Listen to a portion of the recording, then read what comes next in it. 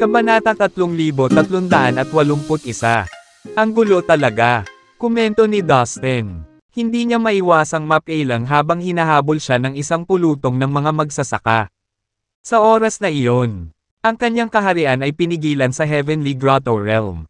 Gayunpaman, malakas pa rin ang kanyang katawan dahil libo-libong beses na itong na-temper at naglalaman ng nakakatakot na dami ng enerhiya.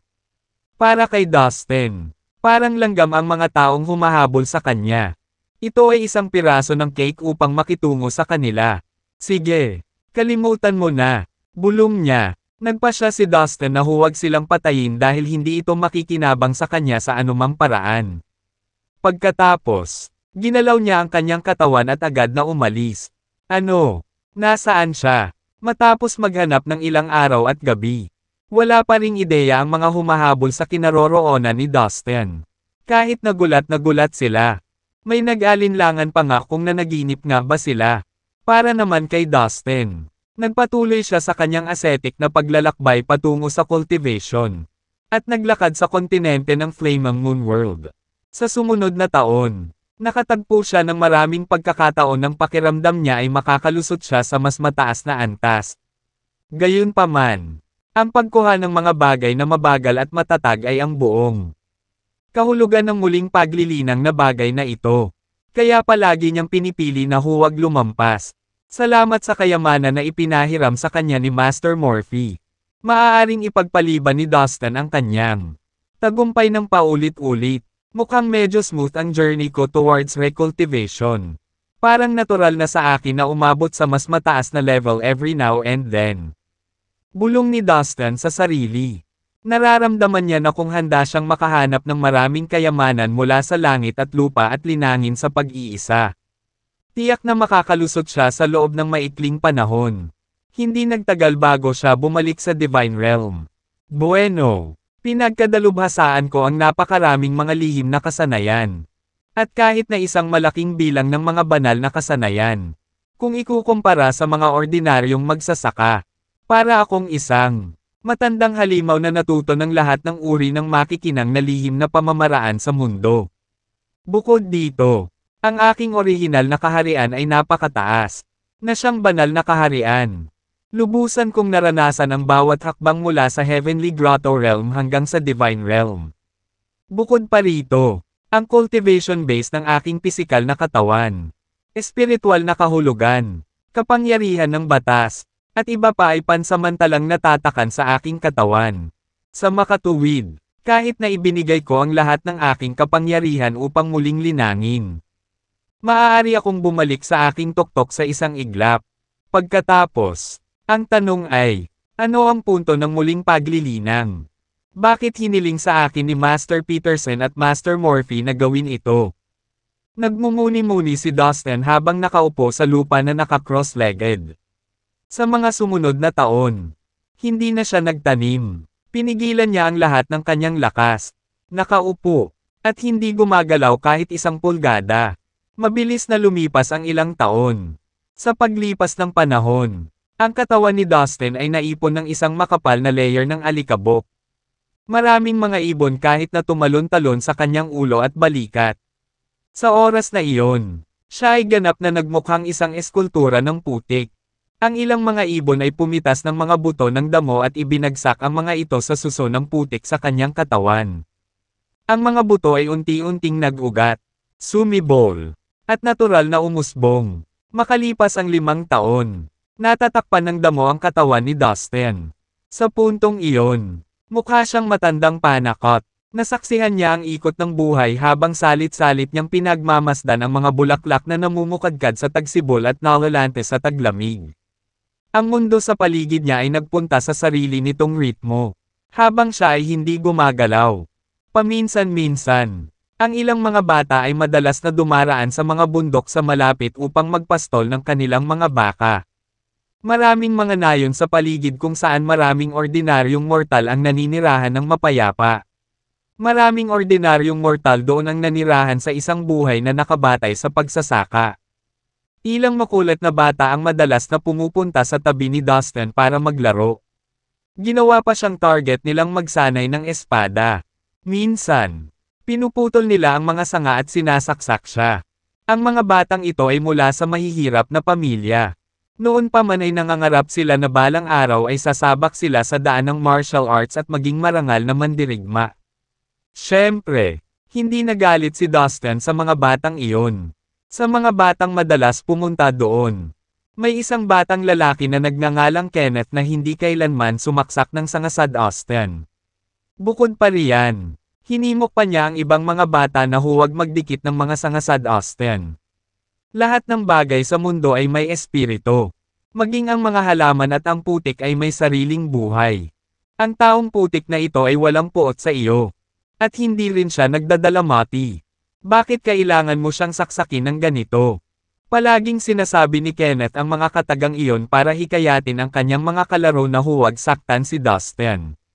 Gayunpaman, hindi sila nakinig sa kanya. Haha, Kenneth, nabalitaan ko na ang great-grandfather mo ay isang senior official at ang lolo mo ay scholar. Ang iyong ama ay isang magsasaka at ngayon ikaw ay isang batang baka. Hindi ko inaasahan na mamanahin mo ang mante ng iyong lolo at lolo. You are such a weirdo.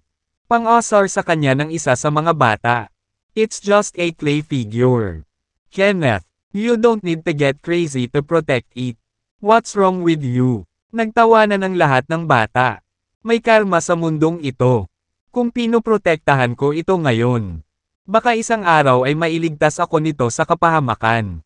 Ganti ni Kenneth. Haha. Inaasahan niya talaga ang isang walang buhay na figure na magpoprotekta sa kanya sa hinaharap. Gaano katawa iyon? Lalong tumawa ang ibang mga bata. Namula naman ang mukha ni Kenneth. Alam niya sa kanyang puso na tama siya dahil natutunan niya ang lahat sa pagbabasa ng mga libro.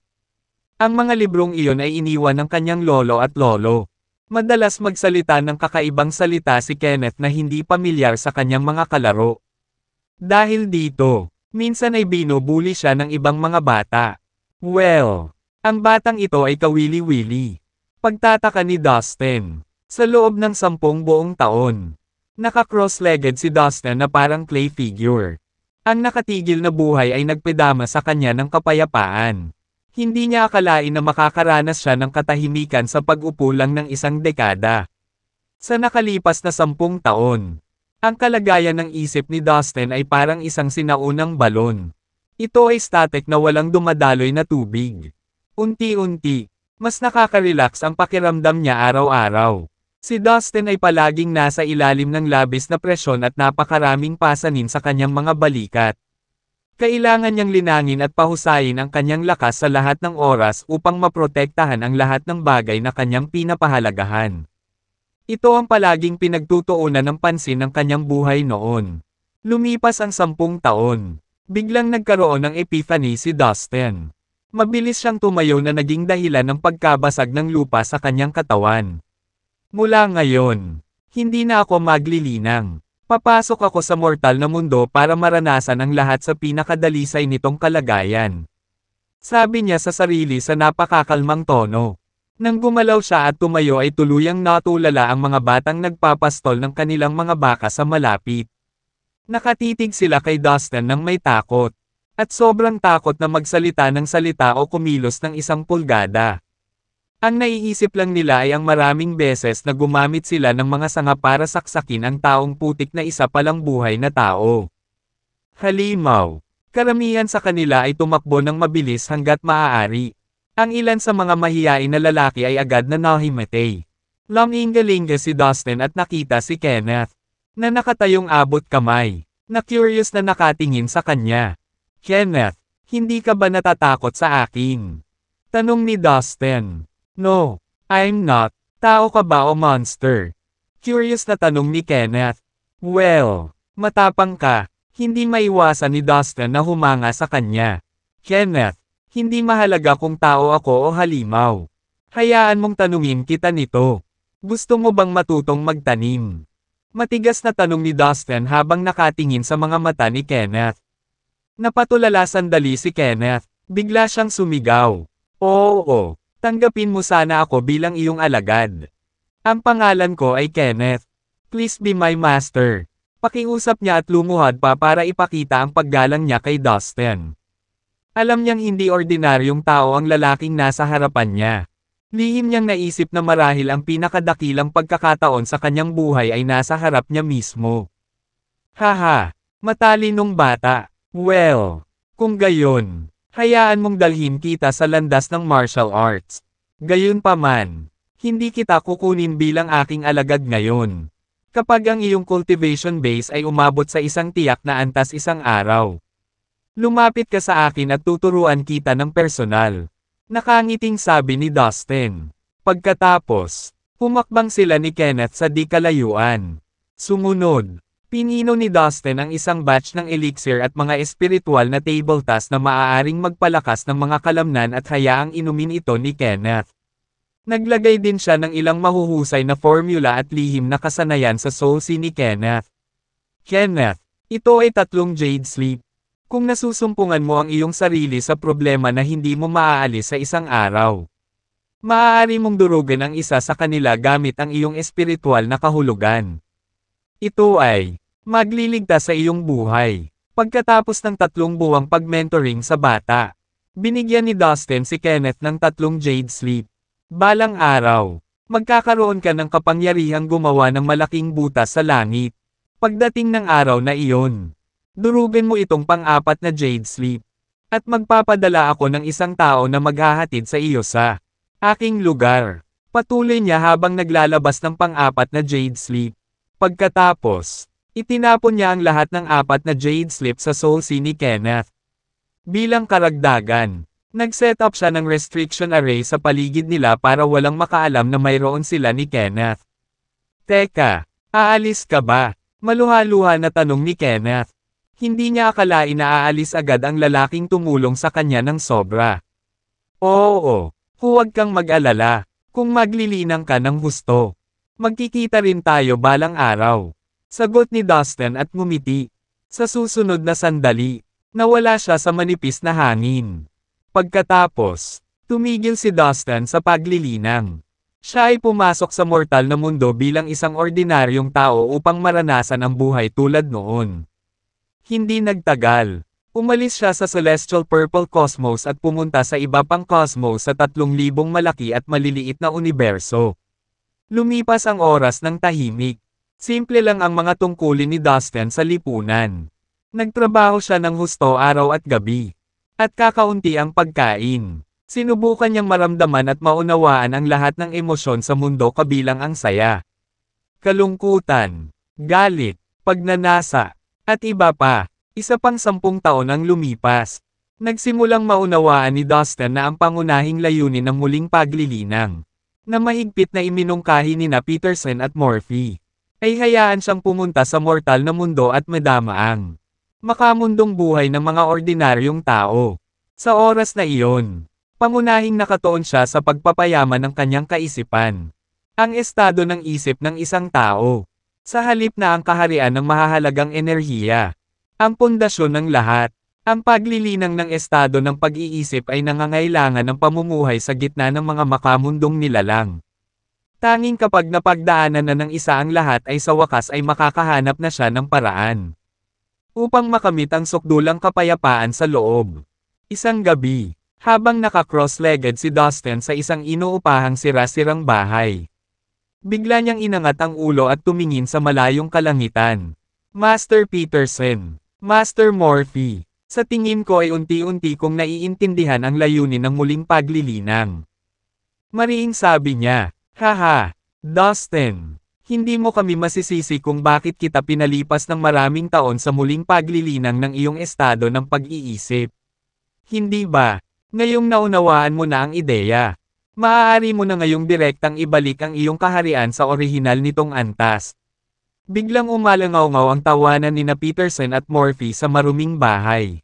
Master Peterson, Master Morphe, naiintindihan ko ang lahat. Salamat sa iyong pagsisikap. Gayunpaman, hindi ko pa hahayaang bumalik ang aking kaharian sa tuktok nito. Gusto ko pa ring ipagpatuloy ang paglinang ng aking estado ng pag-iisip hanggang sa maabot ko ang isang ganap na estado ng katahimikan. Sabi ni Dustin. Okay, here you go. This pill is the antidote. As long as you take it, makaka-recover ka agad sa Divine Realm. Siyempre, depende pa rin sa'yo kung kailan mo kukunin. Ikinaway ni Morphe ang kanyang kamay mula sa malayo. Biglang, isang banal na tableta ang tumusok sa walang laman at direktang lumipad patungo sa Dustin. Okay, I see. Itinabi ni Dustin ang Divine Spill at tumango. Nanatili siyang naka-cross-legged sa sahig ng kanyang mabahong bahay.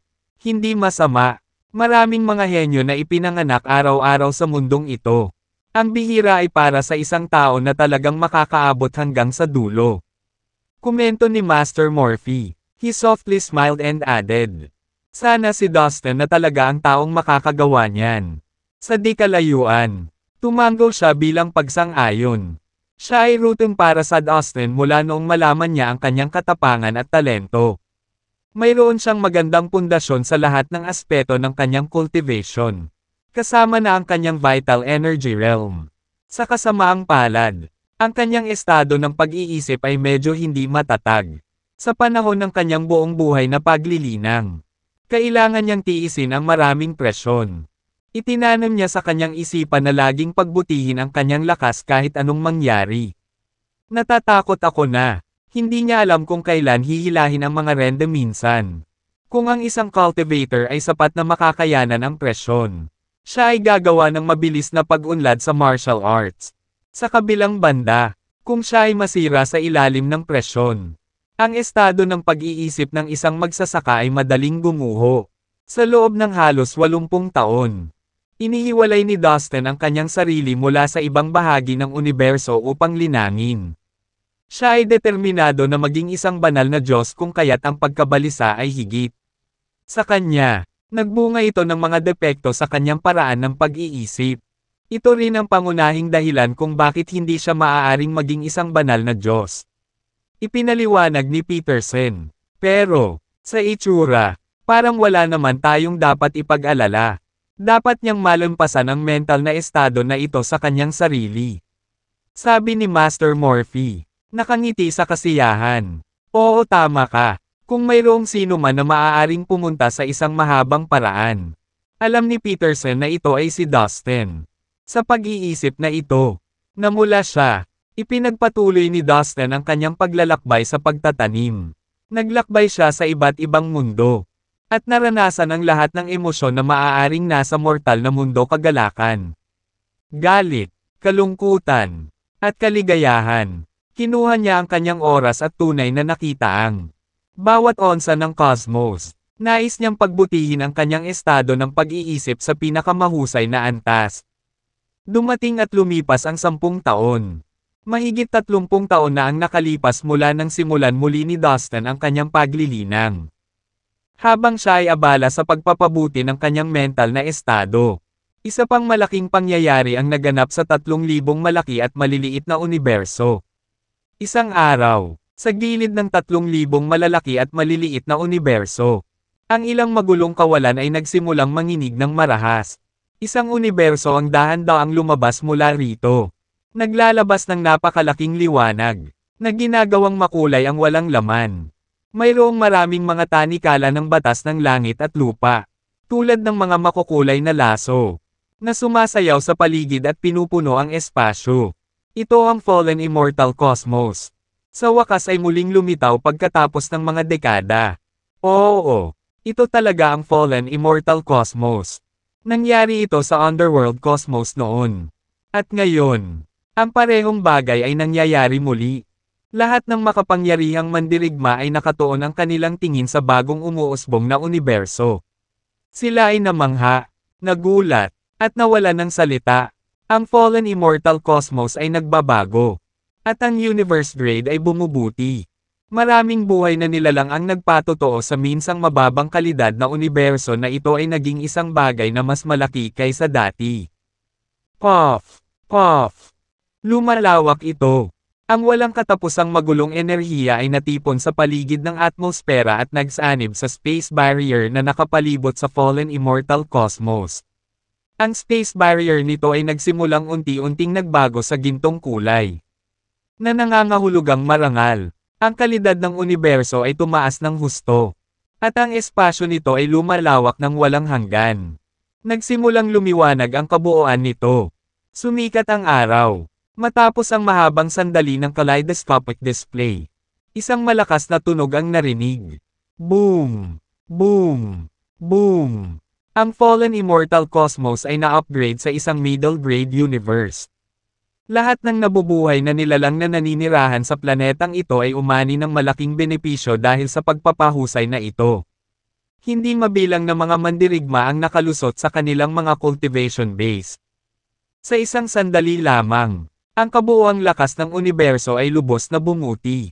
Habang nangyayari ang lahat ng ito, nanatiling nakatuon si Dustin sa kanyang paglilinang. Bigla na lang, ang magulong puno ng mundo ay nag-ambala sa kanya ng ilang magandang balita. Dustin, ang fallen immortal cosmos ay naging middle grade universe na ngayon. Ang sabi nito, talagang mabuti iyan. Maraming salamat. Tuwang-tuwa si Dustin. Isang piraso lang ng cake. Sagot ng magulong puno ng mundo. Nasiyahan sa trabaho nito. Sa sandaling ito, boom! Isang hukbo ng malalaking patay na lalaki ang lumabas mula sa underworld cosmos. Nakatayo sa epic enter ng linya ay isang nasa katanghaliang gulang na lalaki. Siya ay nakasuot ng balabal na may birda ng mga dragon. At ang kanyang ulo ay pinalamutian ng isang matangkad. Maharlikang korona. Ang kanyang mukha ay pinate at marangal, na nagbibigay ng pakiramdam ng maharlika ng isang kataas-taasang Panginoon. Napapaligiran ng maitim na apoy ng bangkay. Naupo siya sa isang karwahe na pinalamutian ng ginto at jade. Nasa likuran niya ang mahigit 10,000 bangkay na sundalo, na puno ng maitim na aura. Ilang dekada na ang nakalilipas. Biglang lumitaw muli ang underworld sa 3,000 malaki at maliliit na universo bilang isang mataas na uri ng universo. Gayunpaman, ang underworld ay isinara ang anumang pakikipag-ugnayan sa anumang iba pang universo. At ngayon, nakakagulat, maraming maitim na nilalang ang lumabas sa underworld ngayon. Sa sandaling iyon, maraming nilalang mula sa 3,000 malaki at maliliit na universo ang nagulat. Dustin, ako ang pinuno ng underworld.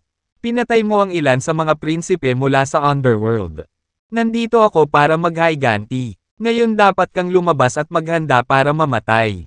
Ang nasa katanghaliang gulang na lalaking nakaupo sa kalisya ay bumusina. Ang kanyang boses ay may hindi mapag-aalinlanganang dignidad patungo sa direksyon ng fallen immortal cosmos. Ito pala ay ang nasa katanghaliang gulang na lalaking ito ang pinuno ng underworld.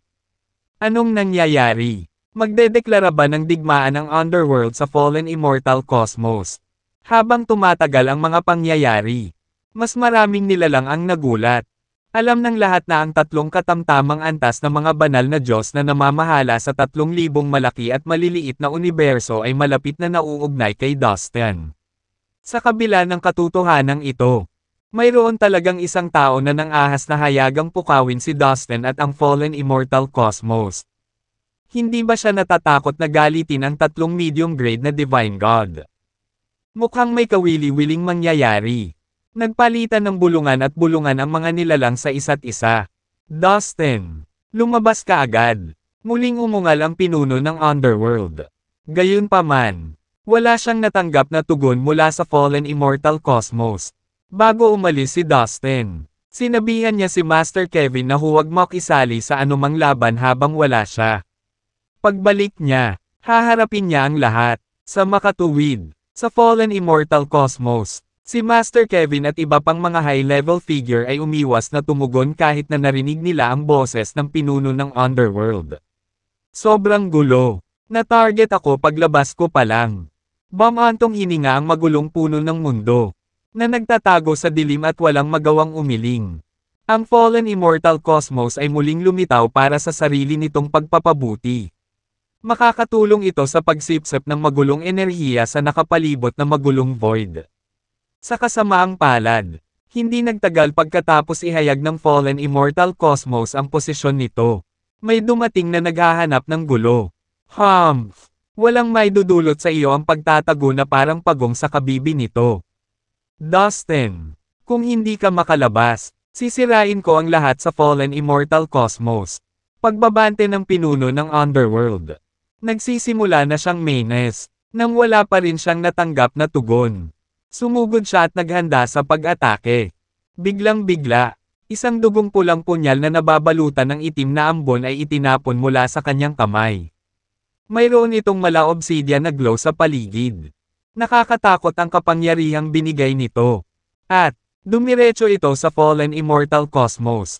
Flang! Ang dugong pulang dagger ay naglaslas sa hangganan ng pader ng Fallen Immortal Cosmos, na naging sanhi ng marahas na pagyanig nito. Kumikislap ang kidlat, at dumagundong ang kulog sa kalangitan. Humph! Mas mahirap na ngayon dahil nag-upgrade na ito sa middle grade universe. Hindi masira ng pinuno ng Underworld ang space barrier ng Fallen Immortal Cosmos sa isang slash. Nagdilim ang mukha niya, isang banal na Diyos. Ang pinuno ng Underworld ay naging isang banal na Diyos. Sa sandaling iyon, sa 3,000 malaki at maliliit na universo, hindi mabilang na makapangyarihang mga mandirigma ang malinaw na nakikita na ang pinuno ng Underworld ay naging isang banal na Diyos. Ang mga master ng Divine Realm sa 3,000 malaki at maliit na mundo. Lalo na ang mga may parehong katayuan bilang pinuno ng Underworld, ay nabigla at naiinggit sa parehong oras. Ang isang mataas na antas ng universo ay talagang isang perpektong lugar para sa mga mandirigma upang linangin. Sa loob lamang ng ilang dekada, ang pinuno ng Underworld ay naging isang banal na Diyos. Maraming nilalang ang hindi maiwasang mamangha sa Underworld. Dahil ang Underworld ay na-upgrade sa isang high-grade universe, ang pinuno ng Underworld ay naging isang banal na Diyos. Pinatunayan nito na ang kapaligiran ng paglilinang ng isang universo ay lubhang nakaimpluwensya sa mga individual na lakas ng mga nilalang na naninirahan doon. Sa isang iglap, nagdulot ng malaking sensasyon ang balita sa 3,000 malaki at maliliit na universo. Mukhang ang unang bagay na gagawin ng pinuno ng Underworld pagkatapos niyang maging isang banal na Diyos ay ang paghihiganti kay Dustin. Sa katunayan, nakapatay na si Dustin ng ilang prinsipe ng Underworld dati. Ang bawat isa sa mga prinsipe ng Underworld ay maaaring pumalit sa trono sa hinaharap, na kumakatawan sa karangalan ng Underworld. Gayunpaman, nagkaroon ng lakas ng loob si Dustin na patayin ang lahat ng kinoronahang prinsipe ng Underworld. Dapat alam niya kung ano ang darating sa kanya. Haka-haka ng mga tao. Maraming kasuklam-suklam at hindi masabi na mga bagay ang ginawa ni Dustin. Nararapat siyang mamatay. Bukod dito, hindi na kailangang umiral ang Fallen Immortal Cosmos. Ang ating Underworld ay opisyal na nagdeklara ng digmaan sa Fallen Immortal Cosmos. Biglang humakbang ang 10 matandang nakasuot ng itim na damit na mapatla ang mukha at sabay-sabay na sumigaw. Tumayo silang lahat sa tabi ng pinuno ng Underworld at may hawak na matalim na karit sa kanilang mga kamay. Ano?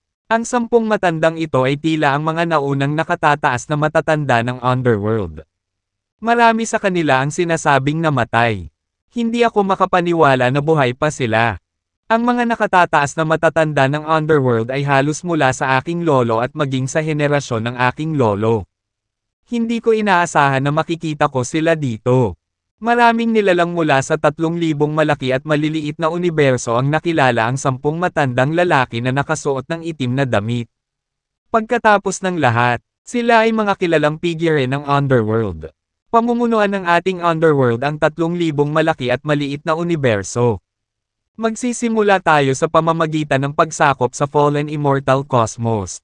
Biglang sinabi ng 10 nakatataas na matatanda mula sa Underworld sa koro. Tapos, boom, boom, boom. 10 surge ng nakakakilabot na aura ang pinakawalan mula sa mga katawan ng 10 matandang lalaki. Nayumanig ng marahas sa magulong espasyo. Oh my God! Nakita mo ba yon? Lahat sila ay mga Divine God. Ang 10 Superior Elder mula sa Underworld ay naging mga Divine God. Sa sandaling iyon, kumukulo sa pananabik ang 3,000 malalaki at maliliit na universo. Halos lahat ng mga master ng Divine Realm, at maging ang mga Divine God, ay nakatingin sa 10 nakatataas na matatanda ng Underworld dahil sa gulat. Bukod dito, hindi nila nakalimutan ang katotohanan na ang pinuno ng Underworld ay naging isang banal na Diyos din. Sa makatuwid, sa sandaling iyon, mayroong kabuoang 11 divine god sa underworld. Bagamat ang pagkakaroon ng 11 divine god ay medyo hindi isang pambihirang puwersa. Nakakamangha pa rin na ang underworld ay makakapagdulot ng 11 divine god sa loob lamang ng ilang dekada. Sa sandaling iyon, ang buong 3,000 malaki at maliit na universo ay napukaw. Kaya totoo na may mga banal na Diyos sa lahat ng dako sa isang mataas na uri ng universo. Nang ang underworld ay umunlad sa isang mataas na uri ng universo. 10 sa kanilang pinakamalakas na magsasaka ay naging mga banal na Diyos ng napakabilis. Tila ang isang mataas na uri ng universo ay talagang nakakatulong para sa paglilinang. Bulalas ng lahat ng mga magsasaka habang tinitigan ng masama ang 11 Diyos mula sa underworld. Teka, sinabi lang ba nilang sakupin ng underworld ang 3,000 malaki at maliliit na universo? Seryoso ba sila? Oo, narinig ko rin. Lumilitaw na habang lumalakas ang underworld. Nagiging mas malaki rin ang ambisyon nito. Sa kasalukuyang lakas nito, ang underworld ngayon ang pinakamalakas na cosmos sa 3,000 malaki at maliliit na universo. Kaya, may kapasidad itong mangibabaw sa lahat ng universo. Maraming nilalang ang nagulat habang pinag-uusapan nila sa mahinang boses ang tungkol sa kinabukasan ng 3,000 malalaki at maliliit na universo. Hindi tayo dapat matakot. Huwag kalimutan na mayroong 3 medium grade na divine god na nagbabantay sa ating 3,000 malaki at maliliit na universo. Bukod dito, mayroon silang ilang preliminary grade na mga Diyos sa ilalim ng kanilang utos. Ang kanilang kabuoang lakas ay hindi bababa sa puwersa ng underworld. Kung gusto ng underworld na pag-isahin ang 3,000 malaki at maliit na universo, depende pa rin ito kung papayagan ito ng 3 medium grade na divine god o hindi. Bulong ng isa sa mga nilalang. Tama iyan. Tumango naman ang ibang nilalang bilang pagsang-ayon. Aha! Naisip ko na kung bakit sabik na sabik ang underworld na salakayin si Dustin at ang fallen immortal cosmos. Ito ay dahil ang 3 medium grade na divine god ang namamahala sa ating 3,000 malaki at maliliit na universo. At lahat sila ay may magandang relasyon kay Dustin. Ang underworld ay agresibo kay Dustin at sa fallen immortal cosmos dahil gusto nilang subukan ang fighting capacity ng 3 medium grade na divine god na iyon. Ang layunin ay upang maakit ang atensyon ng mga katamtamang antas na banal na mga Diyos at makita ang kanilang mga saloobin patungo sa underworld. Sabi ng isang nilalang sa mahinang boses nang biglang pumasok sa isip niya ang ideya. Oo, tama ka. Tumango naman ang ibang nilalang bilang pagsang-ayon. Nang mag-isip-isip ang ilang nilalang mula sa 3,000 malaki at maliliit na universo. 3 malalaking figure ang biglang lumitaw sa magulong kawalan ng sabay-sabay. Sila ay sina Peterson, Morphy, at Jarvis. Bastos ka! Humakbang pasulong si Peterson the Taoist ancestor at tumayo sa harap ng fallen immortal cosmos. Matalim niyang tinitigan ang pinuno at ang 10 nakatataas na matatanda ng underworld. At malamig na, sinigawan sila. This is a personal feud between me and Dustin. Sana huwag kayong makialam na 3. Sabi ng pinuno ng underworld sa patag na tono. Kahit na ang kanyang tono ay hindi pag-alit. Walang gaanong paggalang. Ngunit kahit na kaunting pagwawalang bahala dito. Walang panloob na alitan ang pinapayagan sa 3,000 malaki at maliliit na universo. Malamig na sabi ni Peterson the Taoist ancestor. Peterson, makapangyarihan ka gaya ng kamangmangan mo. Ang bastos na si Dustin ay pumatay ng maraming prinsipe ng ating underworld. Ang galit natin sa kanya ay kasing lalim ng dagat. Hindi mo maasahan na makakalimutan namin ito sa pamamagitan lamang ng ilan sa iyong mga salita. Maliban na lang kung mapapatay mo ang hamak na iyon para itaguyod ang hustisya. Patres tayo. Kung hindi, hinding-hindi namin ito pababayaan. Ang isa sa mga nakatataas na matatanda mula sa underworld ay humakbang at sumagot. Ang puot na kasing lalim ng dagat. Itaguyod ang hustisya para sa inyo. How dare you people from the underworld demand such things? Sa palagay mo ba ay hindi ko alam kung gaano karaming mga operasyon sa pangangaso ng bangkay ang inilunsad ng Underworld sa nakalipas na daan-daang libong taon upang makakuha ng mga bangkay? O ilang mahinang cosmos ang iyong sinalakay? O kahit ilang inosenteng nilalang ang brutal mong pinatay? Kung talagang gusto kong itaguyod ang hustisya, ang una kong gagawin ay lipulin ang buong mundo sa ilalim ng lupa. Tumalikod si Peterson, the Taoist ancestor. Ngayon, umalis ka na dito. Kung hindi, huwag mo akong sisihin sa pagiging masungit. Nagbigay ng ultimatum si Peterson, the Taoist ancestor. Sa sandaling iyon, sa isang tiyak na sulok ng isa sa 3,000 malaki at maliliit na universo. Biglang tumangala sa langit ang isang binata na may gusot na buhok at maruming mukha. Oh! Ang Underworld ay nagdeklara ng digmaan sa akin at sa fallen immortal cosmos. Haha, ngumisi ang binata. Ang binata ay walang iba kundi si Dustin. Ilang sandali ang nakalipas, sinabi sa kanya ng magulong puno ng mundo ang tungkol sa kasalukuyang sitwasyon. Mukhang oras na para opisyal kong tapusin ang aking muling paglilinang. Siya ay napabuntong hininga, matapos pumasok sa mortal na mundo sa loob ng mga dekada. Naranasan ni Dustin ang makamundong buhay. Nalubos na nagpabuti sa kanyang estado ng pag-iisip. Alam niya na ang pagpapahusay sa kanyang estado ng pag-iisip ay magiging kapaki-pakinabang sa kanyang paglilinang sa hinaharap. Dahil sinampal sila ng Underworld ng katotohanang lalaban sila sa fallen immortal cosmos. Hindi na lang maiwasan ni Dustin. Sa ilang antas, ang fallen immortal cosmos ay maaaring ituring na kanyang pag-aari. Walang pag-aalinlangan. Inilabas niya ang divine pill na ibinigay sa kanya ni Morphe at diretsyong nilagok iyon. Sa isang kisap mata, ang kanyang kaharian ay nagsimulang pumailang-lang. Boom! Ang mga agos ng nakakakilabot na aura ay bumuhos mula sa kanyang katawan at niyanig ang mismong lupang kanyang kinatatayuan. Dahil ayaw niyang masyadong magkagulo, mabilis siyang tumalon sa kailaliman ng mabituing kalangitan. Makalipas ang ilang sandali, ganap na siyang naka-recover sa premium stage ng Divine Realm. Ang antidote ni Master Morphe ay talagang kapaki-pakinabang. Sabi niya at ngumiti sa sarili. Tingnan ko muna si Kenneth. Iniisip ko kung may pag-unlad ba siya. Tahimik niyang pag-iisip. Mabilis. Kinuha niya ang reincarnation token at inactivate ito. Sa isang kisap mata, nagpakita siya sa celestial purple cosmos. Sinakop ng alon ng kanyang espiritual na kahulugan ang buong kalawakan at hindi nagtagal upang mahanap niya kung nasaan si Kenneth. I see, sumali si Kenneth sa isang malaking puwersa. Sa loob ng Flaming Moon World. Tila ang puwersang sinalihan niya ay isa sa pinakamakapangyarihang puwersang naghahari sa loob. Sa loob lamang ng 10 taon.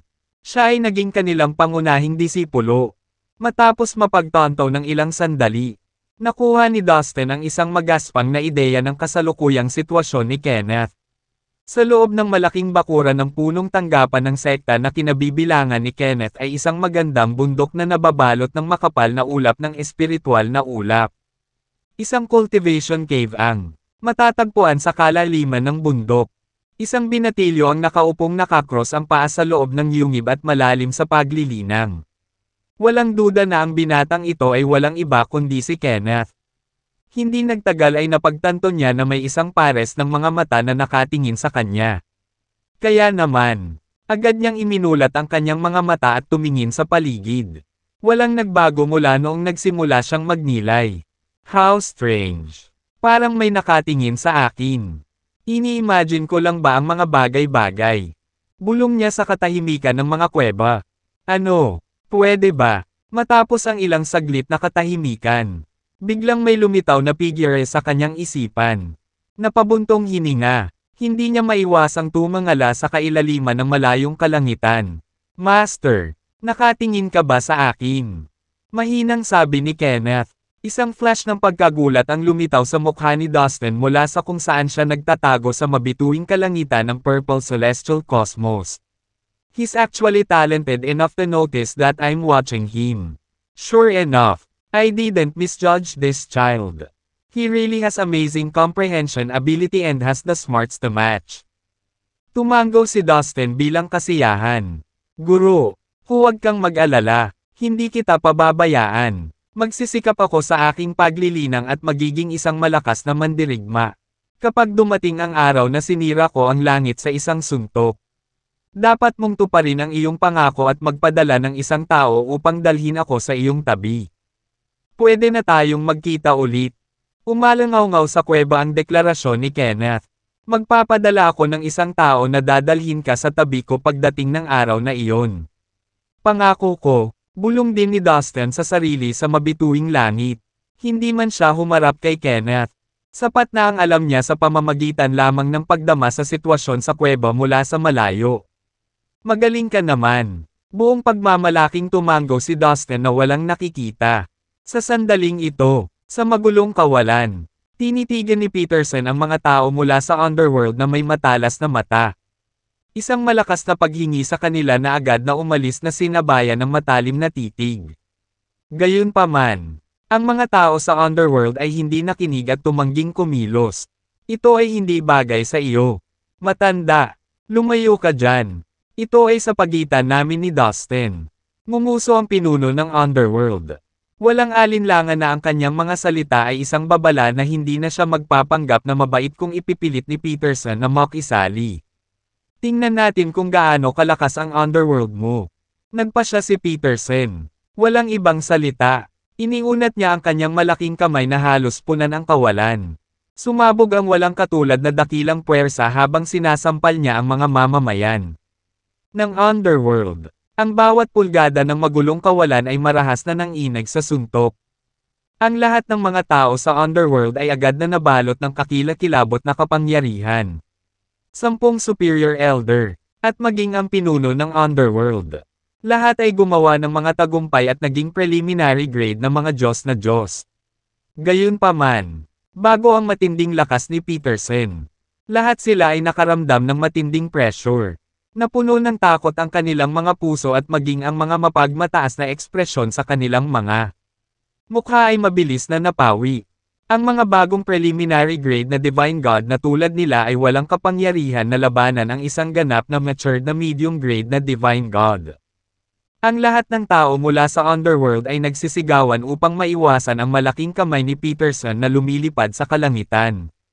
Hinawakan ng mga taong huli nang lumipat sa kanyang kamay. Binalot ng takot ang lahat ng nanginginig na mamamayan ng underworld.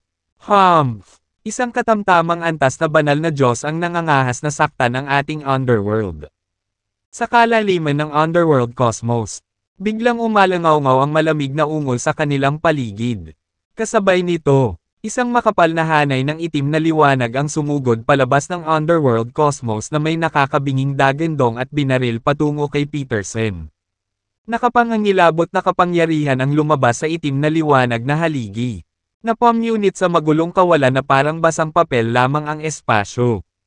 Isang nag-iisip na ekspresyon ang lumitaw sa mukha ni Peterson nang makita niya ang eksenang ito. Ingat! Hayop na yan! Pinaalalahanan ni Murphy at Jarvis si Peterson bilang isa. Sa isang casual na pagwagayway ng kanyang kamay. Itinapon ni Peterson ang Celestial Palace. Maliwanag na banal na ningning at isang aura ng enerhiya na nagmula sa pinalaking palasyo. Boom!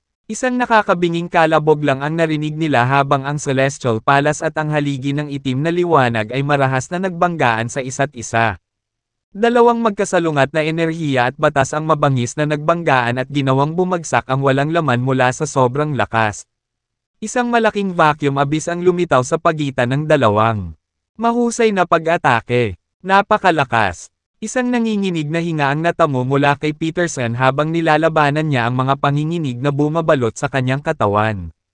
Napakalakas ng halimaw na ito. Dapat tayong tatlo ay magtulungan para magkaroon man lang ng pagkakataong matalo ito. Nagmamadaling nagpadala ng mensahe si Peterson kina Murphy at Jarvis. Sa sandaling ito, isang bagay na higit sa kanilang inaasahan ang nangyari. Pumalakpak. Pumalakpak. Pumalakpak. Unti-unting umakyat ang mga alingaw-ngaw ng mga yabag mula sa underworld. Lalabas na ang halimaw mula sa underworld. May sumigaw sa takot. Lahat sila ay nakaramdam ng pagtibok ng kanilang mga puso habang sila ay nakatitig sa direksyon ng underworld cosmos bilang isa. Ilang dekada na ang nakalipas. Hindi mabilang na mga nilalang ang nakakita sa halimaw na lumakad papunta sa underworld at ang buong underworld cosmos ay nawala kasama nito. Higit pa sa inaasahan ng sinuman. Makalipas ang 12-dosenang taon. Sa wakas ay lilito muli ito sa harap ng lahat. Pagkalipas ng ilang segundo, isang walang katulad na hayop na nababalutan ng itim na kaliskis ang lumabas sa underworld cosmos. Lahat sila ay nakaramdam ng dwarf sa ilalim ng matayog na katawan ng hayop. Walang alinlangan na ito ay mas malaki kaysa sa isang cosmos. Ang bawat hakbang na ginawa nito sa magulong kawalan ay isang hindi malilimutang imahe. Kahit na ang bawat galaw ng halimaw ay nakakabingi. Lahat ng iba pa sa loob ng buong magulong kawalan ay nahulog sa nakamamatay na katahimikan. Ngayon mo lang ba sinalakay ang mga tao ng underworld natin? Isang nagbabantang-banta ang bumabalot sa bawat salita ng halimaw habang nakatitig ito kay Peterson na may malamig na mga mata. Oo, ako iyon. Sino ka? Saan ka nagmula? Anong ginagawa mo? Walang bakas ng takot ang makikita sa boses ni Peterson dahil madali niyang ibinalik ang tingin sa halimaw na may matatalas na mata. Walang nakakaalam sa intensyon ng halimaw na biglang pumasok sa 3,000 malalaki at maliliit na universo. Naturally, iyon ang unang bagay na gustong malaman ni Peterson. Masyado kang nakakaawa para itanong sa akin ang mga tanong na iyon. Ang mga nananakit sa underworld ay mamamatay. Pinuno ng mapangwasak na hangarin ang malamig na tono ng halimaw. Boom! Ang pangit na hayop ay mabangis at brutal. Sa sandaling matapos siyang magsalita, iniunat niya ang isang kuko, na nababalot ng madilim na nakamamatay na enerhiya. At inihampas ito kay Peterson ang Daoist Ancestor sa di kalayuan. Kaagad, ang mga layer ng nakakatakot na mapang-ipang enerhiya ay kumalat na parang tubig baha. Boom! Si Peterson ang Daoist Ancestor ay lumaban ng buong lakas. Hindi siya nang ahas na maliitin ang kanyang kalaban. Kaya gumamit siya ng kakaibang kasanayan para tamaan ang mabangis na hayop. Pagkatapos, iwinagayway niya ang kanyang palad patungo sa hayop at naglunsad ng maraming sinag ng walang kamatayang liwanag. Ang mga light beam, na kasing kapal ng mga ayenak na haligi, ay nagpasiklab sa buong, magulong espasyo. Ang mga ilusyon na larawan ng mga bundok, ilog, araw, buwan, mga bituin, at lahat ng uri ng mga buhay na nilalang ay lumitaw at nawala sa liwanag ng salit-salit. Sa napakalaking momentum, ang mga sinag ng liwanag ay sumugod ng may nakamamatay na karahasan. Bang! Bang! Bang! Ang kapangyarihan ng dalawang panig ay nagbanggaan sa isa't isa ng hindi bababa sa 100 beses. Na naging dahilan upang gumuho ang buong magulong kawalan at yumanig ang langit at lupa. Sa huli, napilitang umatras ng ilang hakbang si Peterson the Daoist Ancestor. Si Peterson ang Daoist Ancestor ay isang kilalang medium-grade na Diyos sa 3,000 malaki at maliit na universo. Sa kanyang mga kapantay, iilan lamang ang makakatalo sa kanya. Sa pagkamangha niya, napilitan siyang umatras ng halimaw na nasa harapan niya. You damned beast, you're dead meat, sa isang dumadagandong na dagandong. Iwinagayway ni Morphe ang kanyang kamao upang magbigay ng suntok sa halimaw. 12-dosenang mga ilusyon na mundo ay nabuo at pinalaki ng sunod-sunod. Lahat, sila ay sumugod patungo sa mabangis na hayop na parang naglalakihang bula. Sa kanilang magkasanib na pagsisikap, nagawang iwasan ni Peterson ang Daoist Ancestor at Morphe ang mga pag-atake ng mabangis na hayop at nagawang itaboy siya. Teka, ikaw ba ang devilish nether beast sa mga alamat? Biglang bulalas ni Jarvis nang mapansin niya. Humph! Buti na lang kilala mo ako. Hindi ko inaasahan na magkakaroon ako ng reputasyon kahit sa ganoong kalayuan.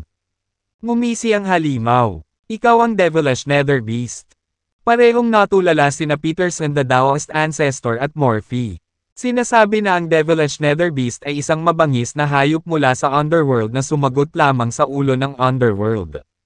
Ang masamang hayop na ito ay may napakataas na katayuan sa underworld.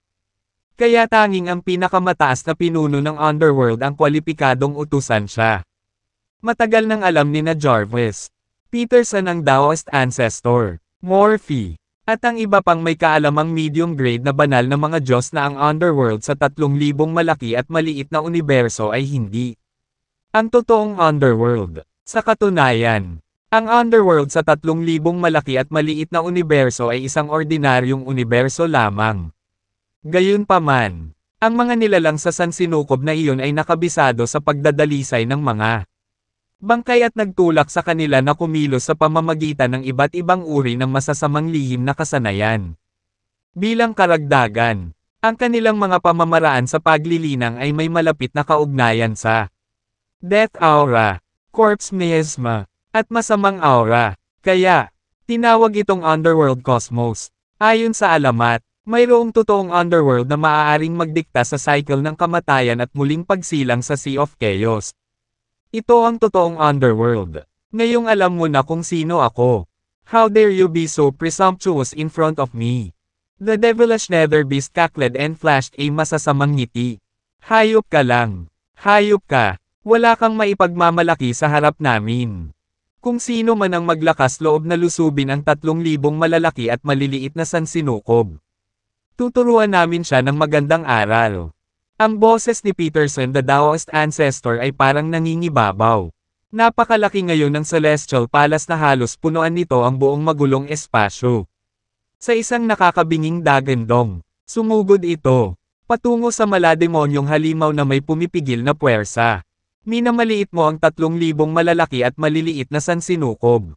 Halimaw kang halimaw. Walang sino man ang pinapayagang gumawa ng gulo dito. Hindi banggitin ang mababang buhay na hayop. Kasabay ng isang nakakatalam na dagandong. Itinaas ni Jarvis ang sibat sa kanyang kamay at itinutok ito sa halimaw. Ang sibat ay nagbuga ng maliwanag na pulang ilaw na nagpapaliwanag sa buong kalangitan. Isang matinding labanan ang sumiklab. Sa sandaling iyon, isang hindi inaasahang boses ang narinig. Sir, tulungan ko po kayo. Sa di kalayuan. 2 figure ang sumugod sa kawalan.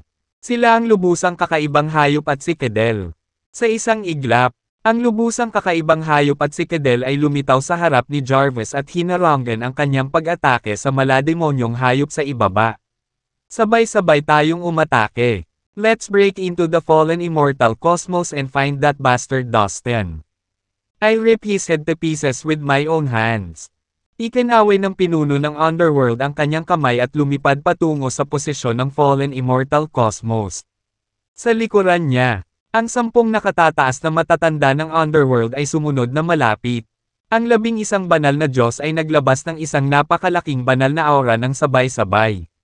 Na napakalakas na ang fallen immortal cosmos ay nagsimulang manginig. Ang buong espasyo sa loob ng cosmos ay napakagulo. Ito ay hindi maganda. Kailangan nating makaalis dito sa lalong madaling panahon. Nang makita ang mapanganib na sitwasyon. Ang magulong puno ng mundo, na nagtago ng mabuti sa kawalan, ay naglalayong tumakas at dalhin ang fallen immortal cosmos. Protektahan ang fallen immortal cosmos. Walang sino man ang pinapayagang saktan ito. Ang ilang preliminary grade na divine gods, kasama sina Andreas, Lucian, Pascal, at Fletcher, ay lumitaw sa harap ng fallen immortal cosmos at hinarangan ang daan ng kanilang mga kaaway. Patayin ang bawat isa sa kanila.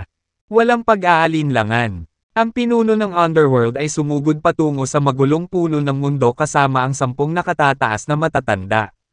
Mga kaibigan ng underworld, nandito kami para tumulong. Sa malayo, mahigit 12 preliminary grade na mga divine god ang lumipad para sumali sa labanan. Ang lahat ng mga preliminary grade na divine god na iyon ay alinman sa mga Diyos ng kadiliman o mula sa mga nakahiwalay na alien space. Ito ay lumabas na ang lubos na kakaibang hayop at si Kedel ay hindi umalis sa 3,000 malalaki at maliliit na universo kasama ang mga Diyos ng kadiliman at ang mga tao mula sa nakahiwalay na mga dayuhan na espasyo. Sa halip, nagtago na lang sila sa isang lugar sa 3,000 malalaki at maliliit na universo para makabawi. Para makapaghanda sila para sa susunod na labanan. Sa sandaling nakita nila na nagsimula na ang laban, lumitaw sila sa isang iglap at sumama sa pag-atake ng underworld. Gayunpaman, sina Andreas, Lucian, At lahat ng iba pang preliminary grade divine gods ay may malakas na kakayahan sa pakikipaglaban. Hindi sila natakot sa napakalaking bilang ng kanilang mga kaaway. At, lumaban pa ng buong lakas. Ang nakagigimbal na divine power sa labanan sa pagitan ng dalawang panig ay naging sanhi ng panginginig ng lahat ng mundo at universo sa 3,000 malaki at maliliit na universo. Na nagdulot ng takot sa puso ng bawat buhay na nilalang. Hindi mabilang na mga nilalang ang nahulog sa lupa dahil ang kanilang mga paa ay masyadong mahina upang suportahan sila. Lumuhad sila at nanalangin na matapos ang digmaan sa lalong madaling panahon.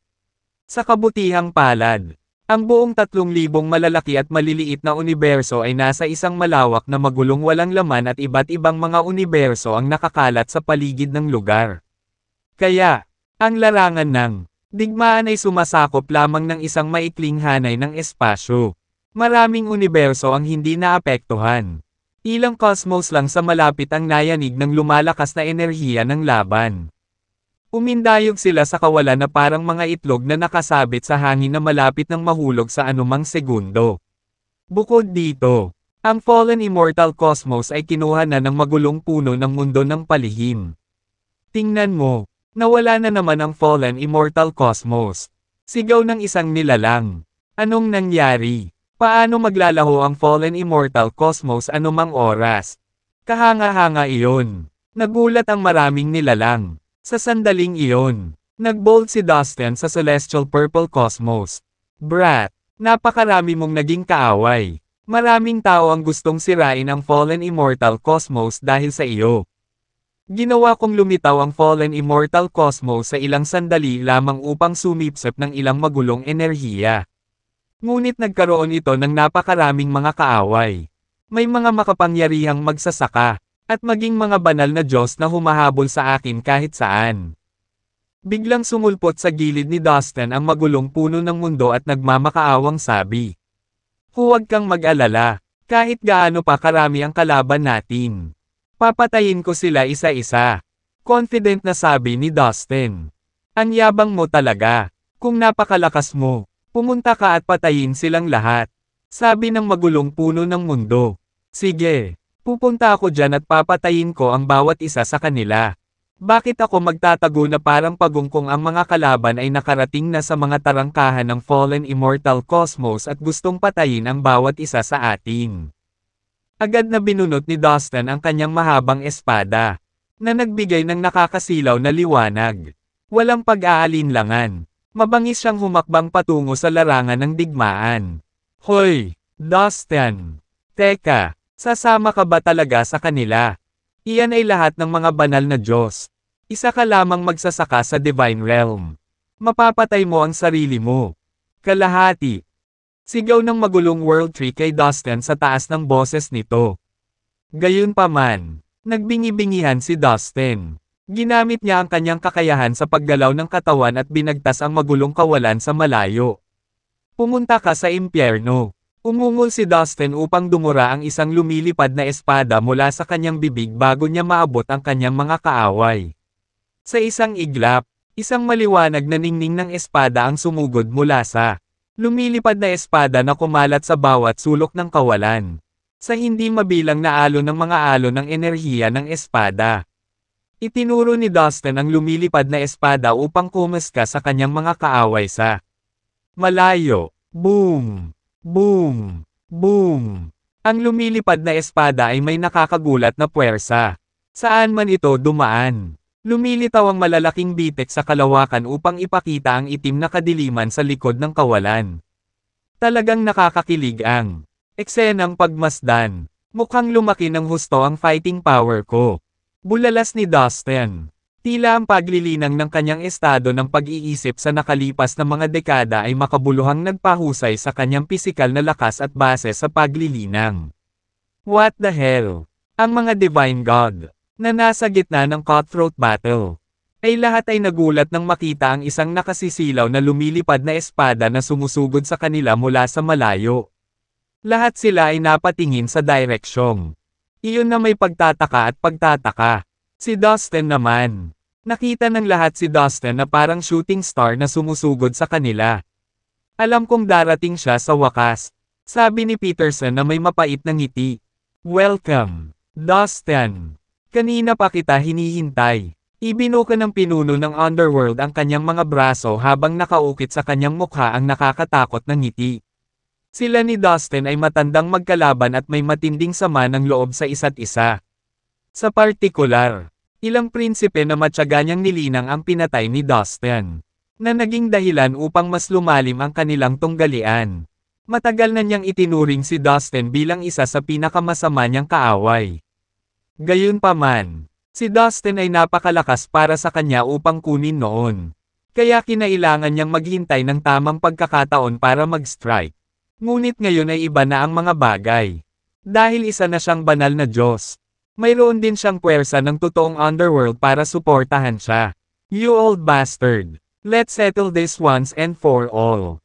Ngumisi naman si Dustin. Gamit ang kanyang isip, ang lumilipad na espada na may sumisikat na liwanag ng espada ay humampas sa pinuno ng Underworld.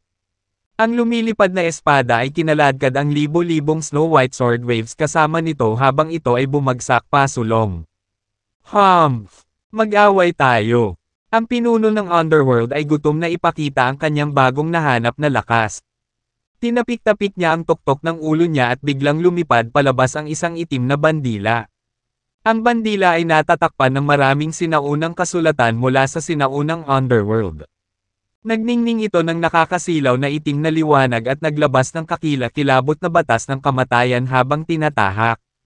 Ang daan patungo sa Dustin. Basag, basag, basag. Ang bawat tela ng espasyo na nahawakan ng watawat ay unti-unting nawasak. Ang magic treasure na ito ay talagang makapangyarihan. Tuwang-tuwa ang pinuno ng Underworld nang makita ang kanyang galing. Flang! Sa ilalim ng kontrol ng isip ni Dustin. Ang maliwanag na lumilipad na espada ay sumalubong sa nag-charge na bandila.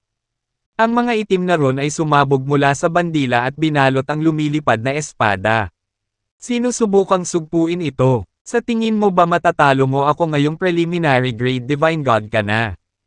Panaginip ka pa. Umungol si Dustin nang humakbang siya at naghagis ng suntok sa hangin. Ang gintong liwanag at ang maringal na aura ay nagsanib at inatake ang pinuno ng Underworld. Ang kamao ay nagdulot ng malalakas na pagsabog saan man ito magpunta. Ang puwersa ng gininto ang liwanag ay napakalakas na nagsimula itong gumuho ng espasyo mismo. Humph! Tama na para talunin ka. Ngumuso ang pinuno ng Underworld. Ngunit talagang nahuli siya. Naisip niya na magiging isang piraso ng cake para sa kanya ang talunin si Dustin pagkatapos niyang maging isang banal na Diyos. Hindi niya inaasahan na magkakaroon ng kakayahan si Dustin na lumaban. Gayunpaman, isa na siyang banal na Diyos. Hindi siya dapat matakot kay Dustin na nasa Divine Realm lang. Pumunta ka sa impyerno. Isang itim na karit na hugis gasuklay na buwan ang lumipad mula sa kanyang manggas at sumugod patungo kay Dustin. Ang mahabang espada sa kamay ni Dustin ay nagwasak ng mga sinag ng matalas na liwanag ng espada, na humaharang sa pag-atake ng pinuno ng Underworld. Sa isang kisap mata, parehong si Dustin at ang pinuno ng Underworld ay gumawa ng higit sa 100 galaw habang sila ay mabangis na lumaban.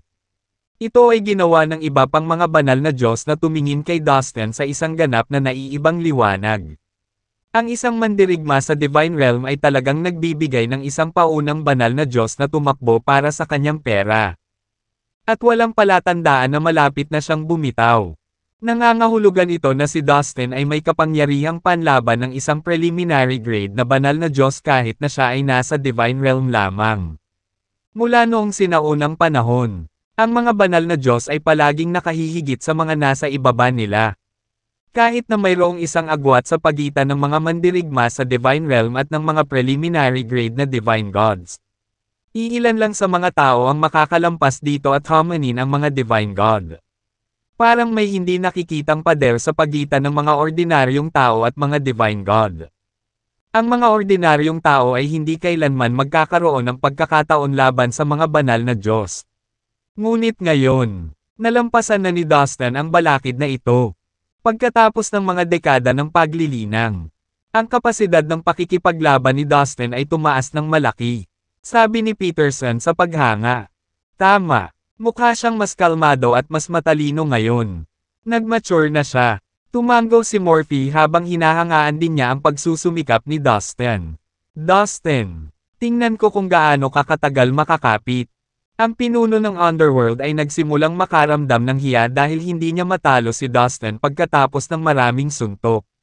Hinawakan niya ang itim na karit sa kanyang kamay na parang buhawi at sumugod kay Dustin.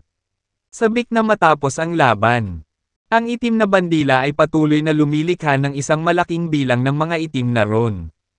Ito ang mga ron na pinalamutian ng batas ng kamatayan, na maaaring mag-alis ng kanyang kaaway sa kanyang buhay. Kinokontrol ni Dustin ang lumilipad na espada gamit ang kanyang isip upang harangan ang itim na bandila. Pagkatapos ay sinimulan niyang kantahin ang Soul Disrupting Spell upang salakayin ang Soul Sea ng kanyang kalaban at maparalisa ang kanyang kamalayan. Sinundan ito ni Dustin sa pamamagitan ng pag-activate ng kanyang puppet strings. Ang mga pulang silk string ay umulan mula sa langit na parang granizo. Ang pinuno ng Underworld ay nahihilo sa kanyang Soul Sea nang makita niya ang mga pulang string na dumarating sa kanya sa napakaraming bilang. Tumindig ang balahibo niya. Sa gulat ay napilitan siyang umatras. You bastard! You deserve to die! Nakaramdam ng hiya at galit ang pinuno ng Underworld. Isa siyang banal na Diyos.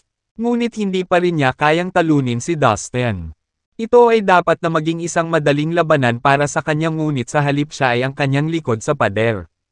Ito ang unang pagkakataon na nagpakita siya sa publiko mula nang siya ay maging isang banal na Diyos. Naisip niya na ang pagkatalo sa dati niyang kaaway ay lalong magpapalakas sa kanyang reputasyon. Ngunit, sayang, kabaligtaran ang nangyari. Dahil dito ay kumulo ang kanyang dugo sa galit. Desidido siyang gawin ang lahat para lang mapatay si Dustin. Pumunta ka sa impyerno. Ginamit ng pinuno ng Underworld ang kanyang galit para mabawi ang kanyang lakas. Mataas ang kanyang fighting spirit. At ang kanyang kapangyarihan ay gumulong at sumugod sa Dustin. Ang itim na watawat ay umaalingaw-ngaw sa itaas ng kanyang ulo. At bumulwak ang mas napakapangit na mga takbo ng kamatayan. Old bastard! Ngayon ay ipapaalam ko sa iyo na kahit na naging divine god ka, hindi mo ako matatalo. Umungol si Dustin na may intensyong pumatay.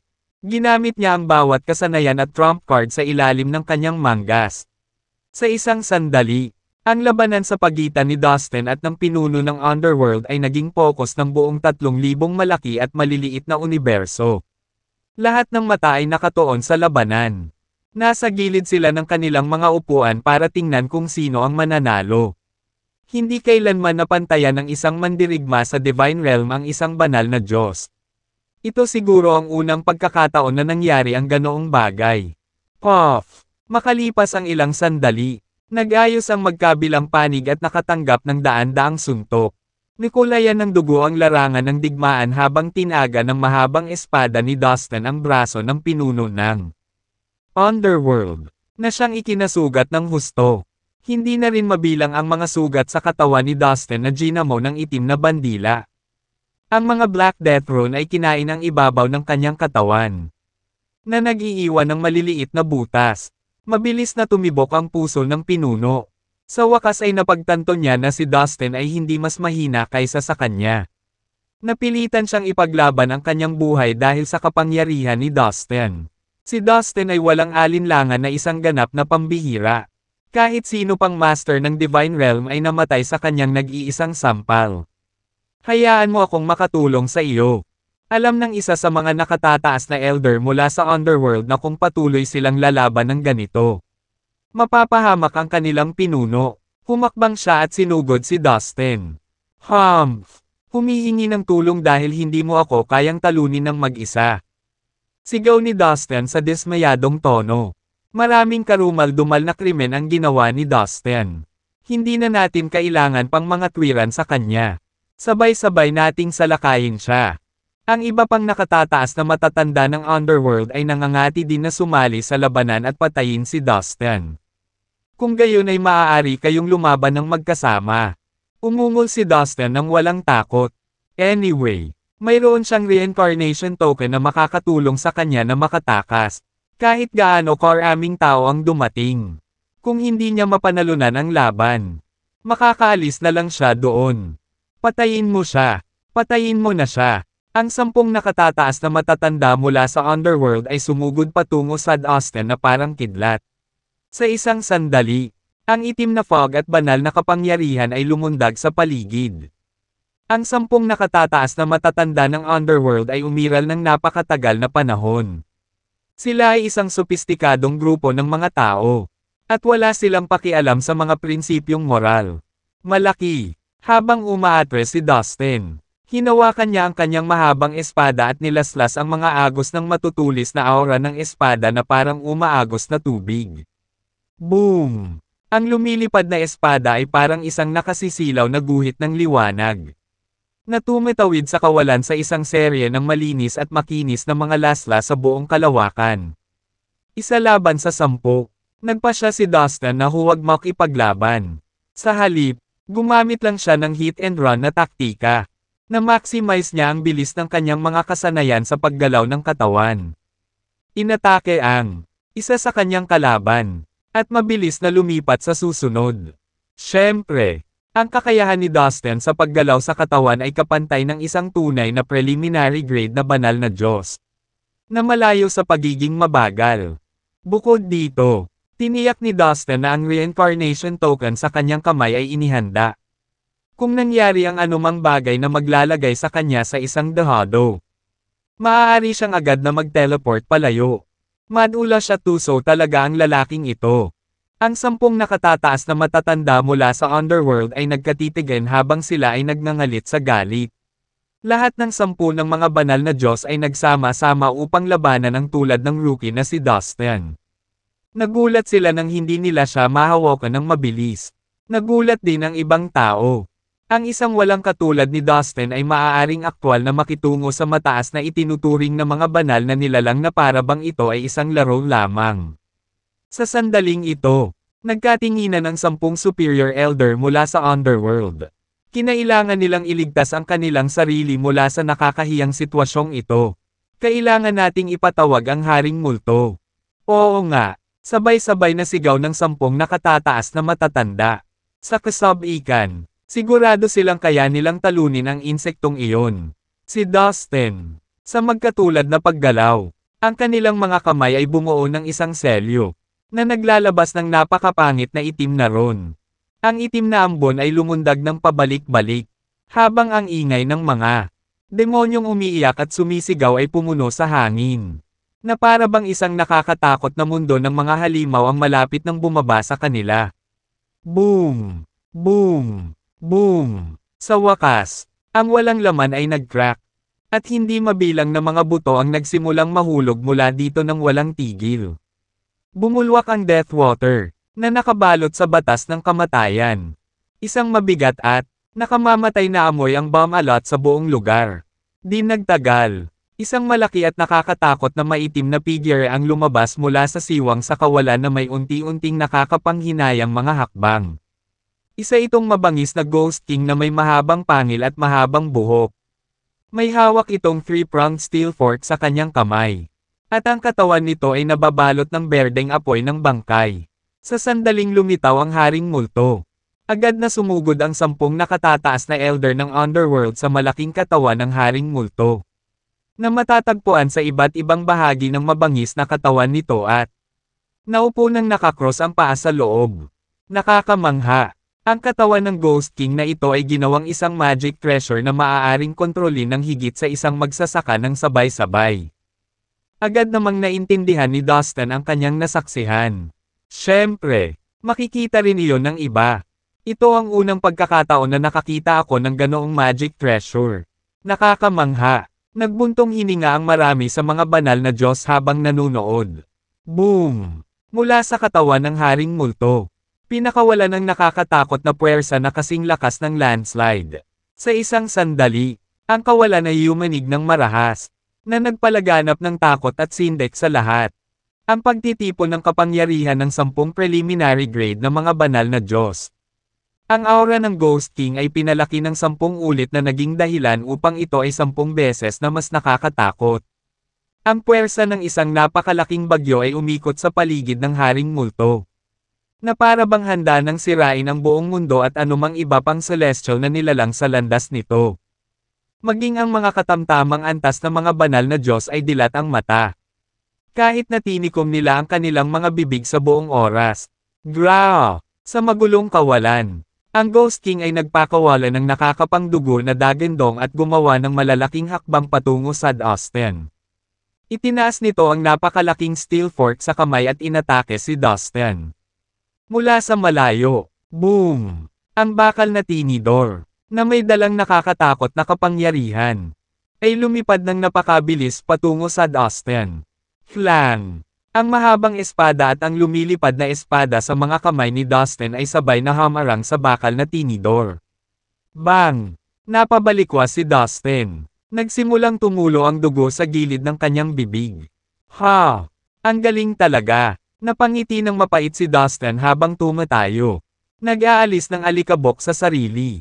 Ang Ghost King ay may lakas na kasing lakas ng sama-samang kapangyarihan ng 10 preliminary grade na mga Diyos na Diyos. Hindi naiwasang aminin ni Dustin na hindi niya kayang labanan ang isang ito. Haha, Dustin! Nakikita mo kung anong uri ng walang kwentang vermin ang ikinumpara mo sa kapangyarihang ito. Sumuko ka na at aminin mo ang iyong pagkatalo.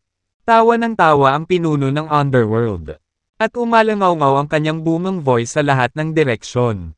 Nang makita ang eksenang ito, si Peterson the Taoist Ancestor, Master Morphe, Jarvis, Master Andreas at iba pa ay nataranta at nagnanais na sumugod para tulungan si Dustin.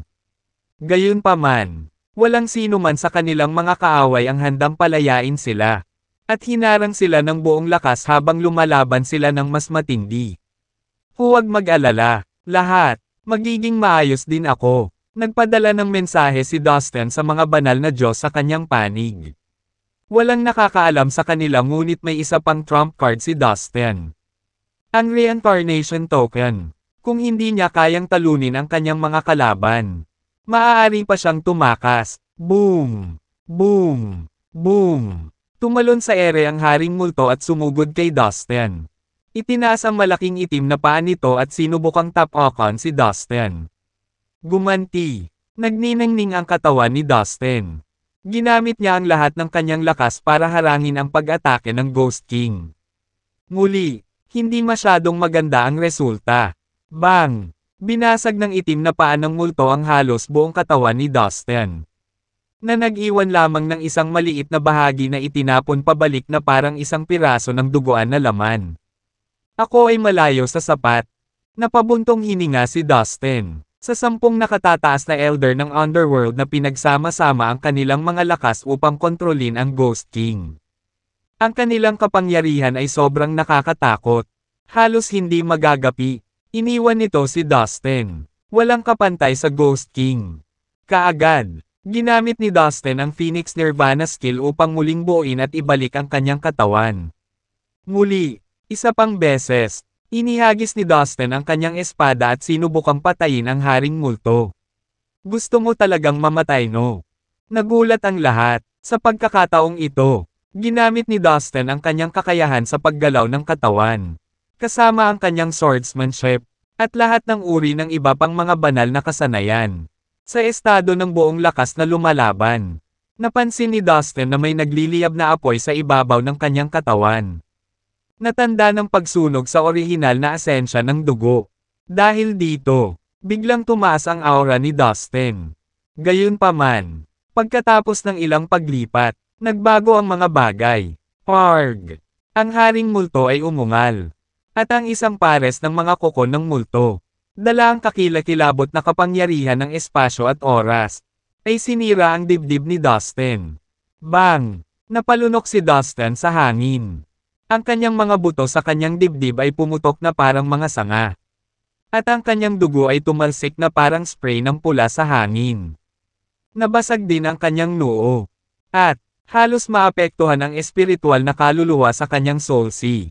At may mas malala pa. Sa susunod na sandali, ang mga kuko ng Ghost King ay dumurog muli sa katawan ni Dustin. Haha, so Dustin, nag-enjoy ka ba sa laban na ito? Magpaalam ka na sa mga kaibigan mo. Ngayong araw, Mamamatay ka dito ng tuluyan. Ang tawa ng 10 superior elder ng underworld ay nagmula sa katawan ng Ghost King. Dustin, anong ginagawa mo ngayon? Hindi ka mapapantayan ng Ghost King na ito. Mas mahusay na tumakbo. Gamitin ang iyong magulong magic treasure para makatakas at humanap ng lugar para itago ang iyong kalunos-lunos na asno. Dustin, anong klaseng bayani ka? Sigurado ka bang bayani ka? Anong klaseng bayani ang matigas ang ulo na gustong mamatay? Si Peterson the Taoist Ancestor, Master Morphe, at Master Andreas at iba pa ay nag-aalalang nagpadala ng mga mensahe kay Dustin. Lahat sila ay nakaramdam ng kawalan ng kakayahan, na nasalikop ng kanilang mga kalaban, na pumipigil sa kanila na iligtas si Dustin.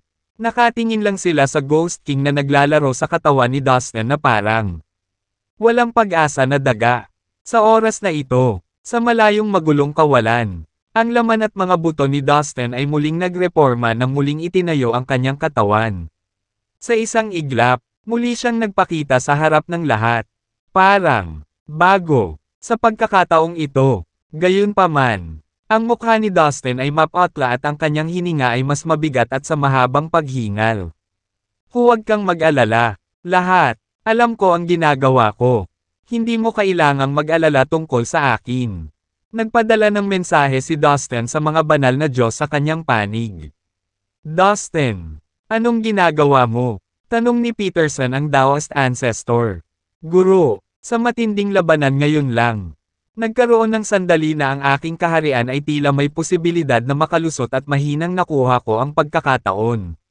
Nalaman ko na maaaring kailanganin ko ang isang matinding labanan upang matrigger ang pambihirang tagumpay. Napakalakas ng Ghost King na ito. Gusto ko pa ring subukan ito. Sagot ni Dustin.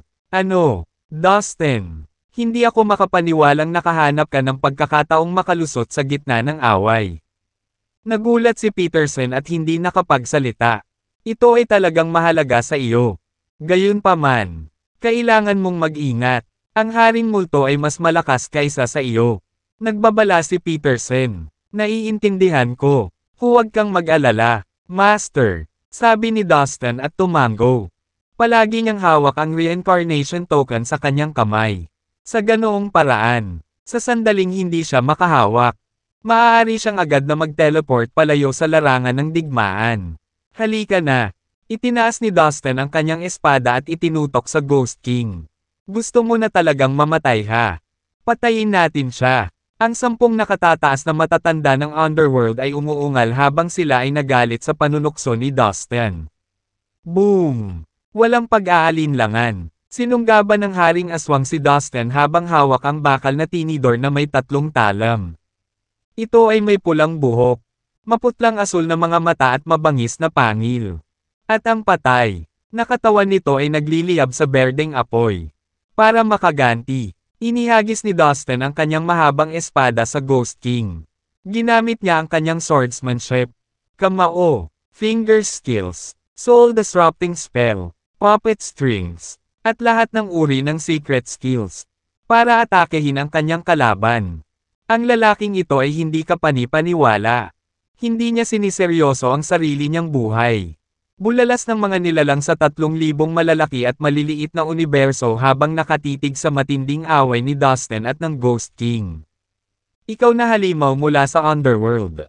Papatayin kita ngayon. Itinuro ni Peterson ang Celestial Palace at naglabas ng daan-daang milyong divine lights at isang malakas na aura ng pagpatay. Pagkatapos, sumugod siya patungo sa malademonyong halimaw.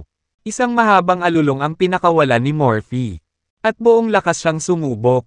Gumamit siya ng lahat ng uri ng mga lihim na pamamaraan upang patayin ang malademonyong halimaw mula sa kabilang panig. Samantala, ginamit ni Jarvis ang kanyang sibat na naglalaman ng lumalaban na espiritu upang sugpuin si Cadell at ang kakaibang hayop, na naging dahilan upang tuluyang gumuho ang kawalan. Ang iba pang mga preliminary grade na Divine God ay mabangis ding lumaban. Si Dustin lamang ang nakipaglaban sa 10 preliminary grade na mga banal na Diyos ng underworld. Kaya ang iba pang mga banal na Diyos ay nasa ilalim ng mas kaunting pressure. Sa isang sandali, ang labanan ay umabot sa isang pagkapatas. Si Dustin at ang Ghost King ay ang pinakakapansin-pansing mga figure sa larangan ng digmaan. Bang! Hindi nagtagal. Tumalsik ang dugo ni Dustin sa buong kalangitan nang maputol siya ng bakal na tinidor na may 3 talam ng Ghost King. Gayunpaman, mabilis na nakabawi ang kanyang katawan. Sabay wagayway ng kamay, naglabas ng magic herb, at pinasok sa bibig. Pagkatapos, nagliyab ang kanyang katawan sa sandaling masipsip nito ang magic herb. Dati, sa mundo ng kadiliman, sina Dustin at Peterson ay nakakuha ng libo-libong bangkay at nakakuha ng malaking bilang ng mga magic pills, kayamanan, at magic herbs. Sa makatuwid, maaaring agad na palitan ni Dustin ang kanyang enerhiya nang hindi nauubos ang kanyang orihinal na kakanyahan ng dugo. Maze ng Ghost, Aray ng Impyerno. Biglang nagsimulang umawit ng malabong spell ang Haring Multo. Kaagad, nagsimulang bumuo ang isang makapal na itim na fog at dahan-daang binalot ang halos buong kawalan. Pagkatapos, 10,000 Black Loron ang nagsimulang kumalat. Boom! Boom! Boom! Malaking itim na pader ang itinayo mula sa kumukulong itim na fog. Ang bawat itim na dingding ay inukitan ng mga misteryosong simbolo, at naglalabas ng nakakapanghinayang pakiramdam ng kamatayan. Daan-daang malalaking itim na pader ang nakapalibot kay Dustin mula sa lahat ng direksyon. Sa isang iglap, naramdaman ni Dustin na parang nakulong siya sa isang nakakatakot na lugar. Boom! Biglang, isang malawak na dilaw na ilog ang dumaloy mula sa kawalan at tila konektado sa underworld. Ang ilog ay puno ng mga multo, malagim na puting buto, at kasuklam-suklam na mga hayop tulad ng mga uod, mga insekto, at mga ahas. Ito ba ang Lethe? Napatulala si Dustin.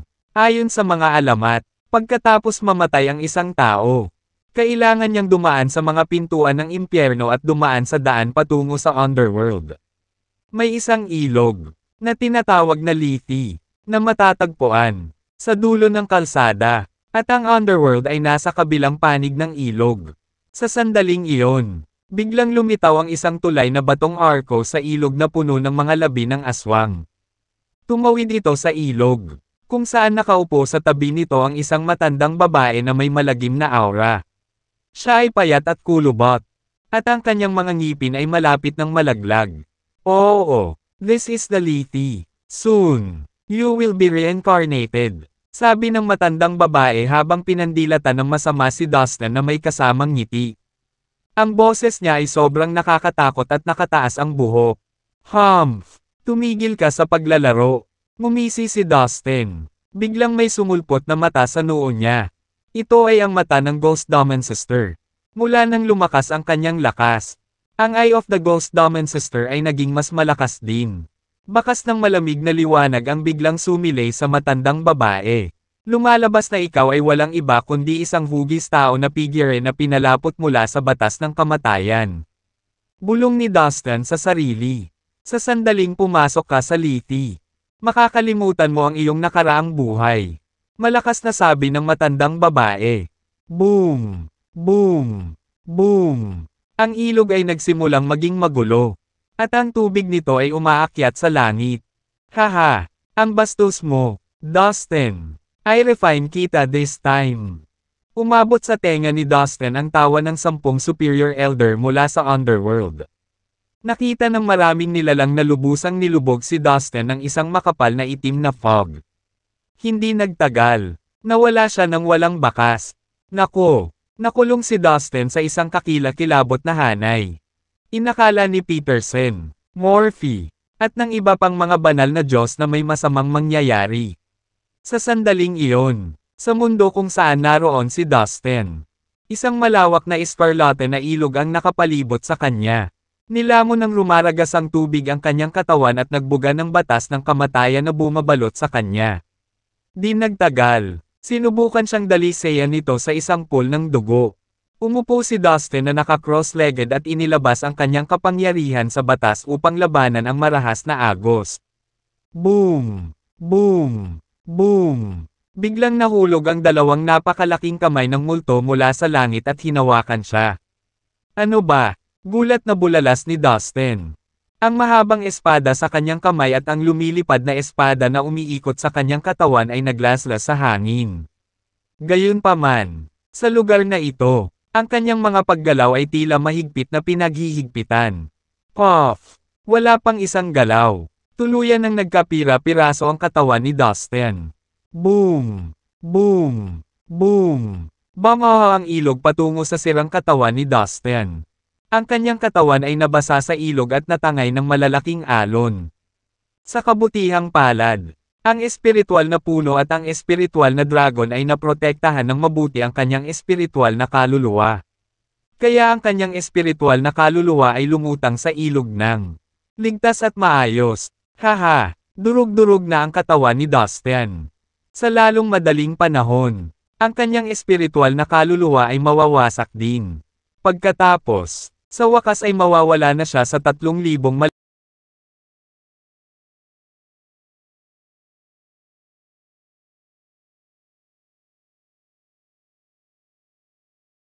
Haha! Ang bastos mo, Dustin. I refine kita this time. Umabot sa tenga ni Dustin ang tawa ng 10 superior elder mula sa underworld. Nakita ng maraming nilalang na lubusang nilubog si Dustin ng isang makapal na itim na fog. Hindi nagtagal. Nawala siya ng walang bakas. Nako! Nakulong si Dustin sa isang kakilakilabot na hanay. Inakala ni Peterson, Morphe, at ng iba pang mga banal na Diyos na may masamang mangyayari. Sa sandaling iyon, sa mundo kung saan naroon si Dustin, isang malawak na esparlate na ilog ang nakapalibot sa kanya. Nilamon ng rumaragas ang tubig ang kanyang katawan at nagbuga ng batas ng kamatayan na bumabalot sa kanya. Di nagtagal, sinubukan siyang dalisayan nito sa isang pool ng dugo. Umupo si Dustin na naka-cross-legged at inilabas ang kanyang kapangyarihan sa batas upang labanan ang marahas na agos. Boom! Boom! Boom! Biglang nahulog ang dalawang napakalaking kamay ng multo mula sa langit at hinawakan siya. Ano ba? Gulat na bulalas ni Dustin. Ang mahabang espada sa kanyang kamay at ang lumilipad na espada na umiikot sa kanyang katawan ay naglaslas sa hangin. Gayunpaman, sa lugar na ito, ang kanyang mga paggalaw ay tila mahigpit na pinaghihigpitan. Puff! Wala pang isang galaw. Tuluyan ng nagkapira-piraso ang katawan ni Dustin. Boom! Boom! Boom! Bumaha ang ilog patungo sa sirang katawan ni Dustin. Ang kanyang katawan ay nabasa sa ilog at natangay ng malalaking alon. Sa kabutihang palad, ang espiritual na puno at ang espiritual na dragon ay naprotektahan ng mabuti ang kanyang espiritual na kaluluwa. Kaya ang kanyang espiritual na kaluluwa ay lumutang sa ilog ng ligtas at maayos. Haha! Durug-durug na ang katawan ni Dustin. Sa lalong madaling panahon, ang kanyang espiritual na kaluluwa ay mawawasak din. Pagkatapos, sa wakas ay mawawala na siya sa 3,000 malaki at maliliit na universo. Ang sinumang maglakas loob na sumalungat sa ating underworld ay walang magandang wakas.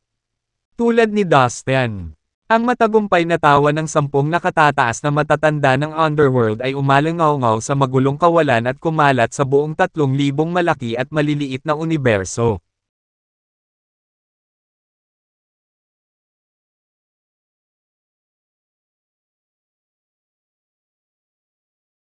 Ang matagumpay na tawa ng 10 nakatataas na matatanda ng underworld ay umalangaw-ngaw sa magulong kawalan at kumalat sa buong 3,000 malaki at maliliit na universo.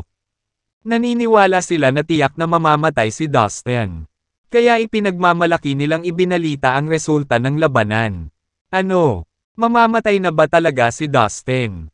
Hindi makapaniwala ang lahat sa 3,000 malaki at maliliit na universo. Si Dustin ay naging sikat sa 3,000 malaki at maliliit na universo sa loob ng maraming dekada. Walang umaasa na mamamatay siya sa araw na iyon. Sa ilang sandali, ang ilan ay nalungkot, habang ang ilan ay nasa sabik. Sa loob ng hanay.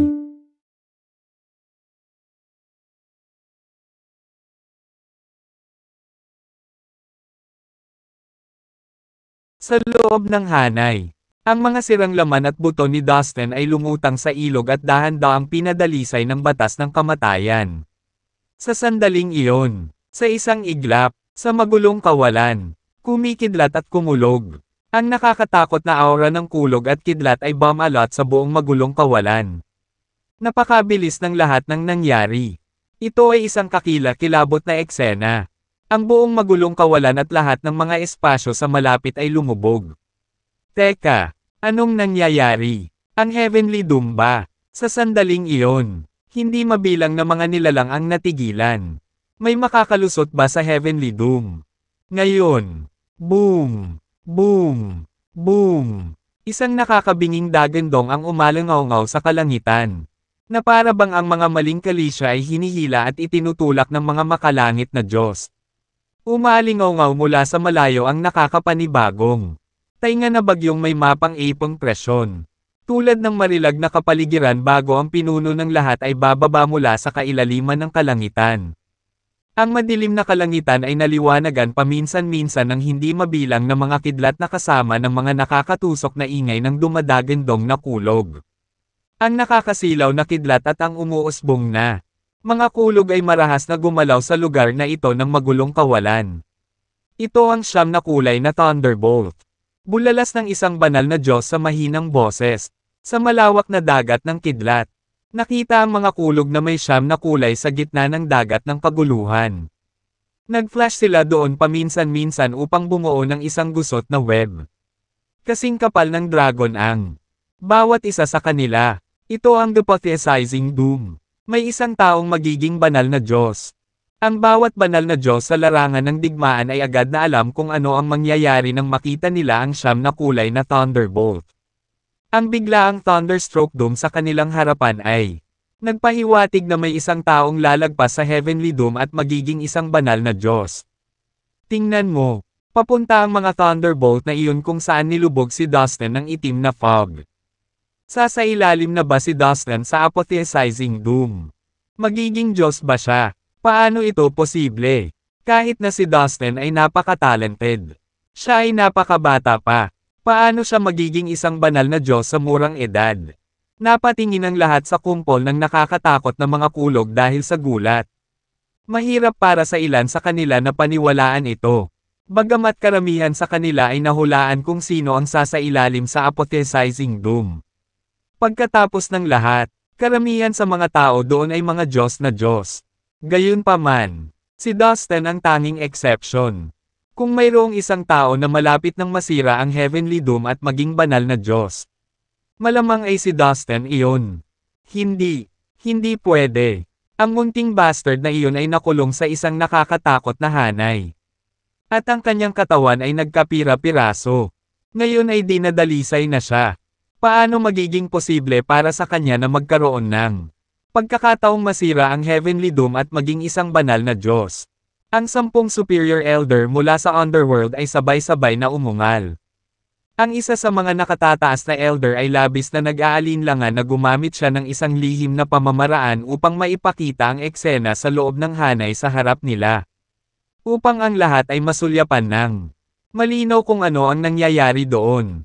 Sa isang mahabang dilaw na ilog na kinulayan na ng eskarlata ng dugo. Hindi mabilang na mga piraso ng laman at sirang mga paa ang lumangoy dito.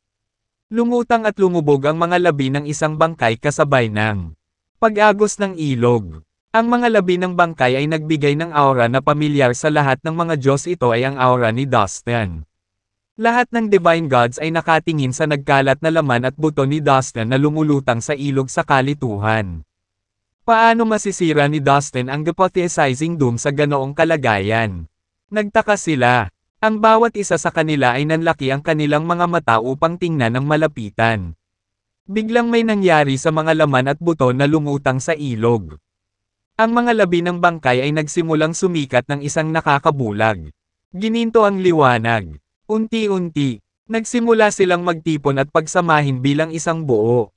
Tingnan mo, buhay pa si Dustin. May nagtatakang sigaw. Talagang lalagpasan ni Dustin ang hypothesizing doom. Siya ay napakabata, ngunit siya ay magiging isang banal na Diyos. Sunod-sunod na boses ng tandang ang narinig. Damn it, Dustin. Bakit ang hirap mong pumatay? Dinipunit lang namin ang katawan mo. Walang paraan na buhay ka pa. Hindi ganoon kadali ang makalusot sa apotheosizing doom at maging isang banal na Diyos. Galit na umungal ang 10 nakatataas na matatanda ng underworld. Ang 10 sa kanila ay nagsumikap ng sama-sama at gumamit ng array upang matagumpay na matrap si Dustin. Walang alinlangan. Lahat sila ay naniniwala na ang kakilakilabot na hanay ay maaaring agad na tapusin si Dustin. Sa pagtataka ng lahat, si Dustin ay hindi namatay sa hanay.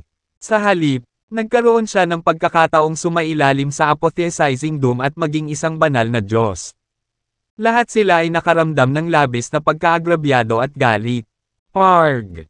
Ang haring multo ay biglang lumitaw sa itaas ng langit sa malawak na dilaw na ilog. Iniunat nito ang matutulis na kuko at inabot ang nagkalat na buto at laman ni Dustin sa ilog. Boom! Isang kumikinang na lumilipad na espada ang biglang umakyat mula sa ibabaw ng ilog at kumari pa sa mga kuko ng haring multo. Pagkatapos, ang katawan ni Dustin ay naging ganap na buo at buo muli. Ang Phoenix Nirvana skill ay nagbigay kay Dustin ng kahanga-hangang kakayahan na ibalik ang kanyang katawan kahit na ito ay nabasag sa 1,000,000 piraso. Hanggat may fragment pa si Dustin ng kanyang espiritual na kaluluwa, madali niyang naaayos ang tinadtad niyang katawan. Boom! Sa sandaling ganap na naibalik ang katawan ni Dustin, ang mga naglalakihang kumpol ng mga kulog sa hangin ay tila natagpuan ang kanilang pakay. Nagtungo silang lahat sa direksyon sa itaas ng katawan ni Dustin. Sa isang iglap, sa katawan ni Dustin bilang sentro, isang malaking kalawakan ng kawalan ang napuno at binaha ng malalakas na hampas ng kulog. Ang engranding kapahamakan ay hindi pa nagsisimula. Ngunit ang eksena ay nakakabigla na. Hindi mabilang na nakakakilabot na kidlat ang kumikislap at nag-intertwine sa isa't isa.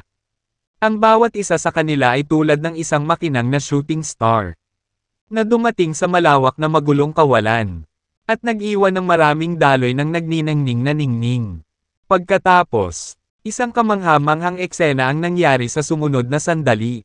Ang hanay na itinakda ng 10 nakatataas na matatanda ng underworld ay nagsimulang maglaho ng dahan-dahan sa ilalim ng mapang-ipang kapangyarihan ng kakilakilabot na mga kulog. Maging ang haring multo ay natakot at napilitang umatras. Parang gusto nitong layuan si Dustin hanggat maaari. Dahil si Dustin ay nasa ilalim ng mata ng bagyo. Lubhang mapanganib para sa sino man na malapit sa kanya. Ang umuusbong na kulog ay pinasuko ang bawat uri ng multo sa mundo.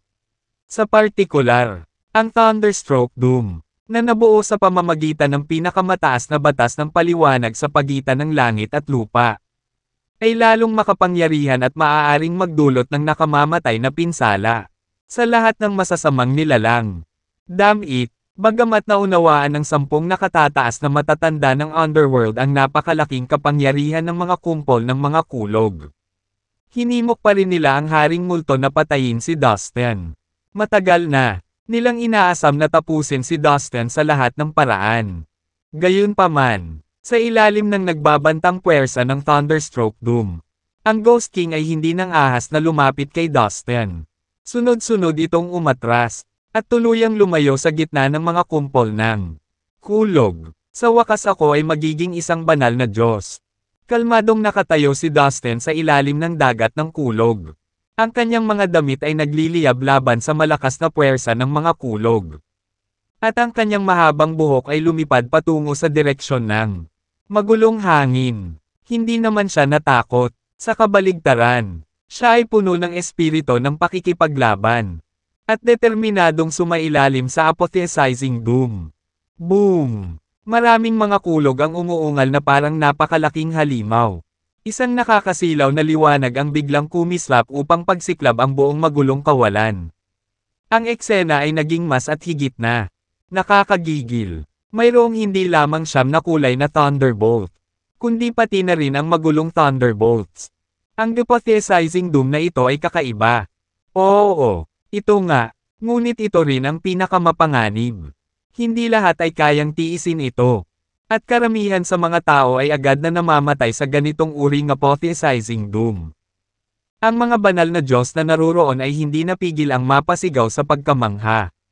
Dustin, parehong delikado ang 9-colored thunderbolt at ang magulong thunderbolt. Dapat kang mag-ingat.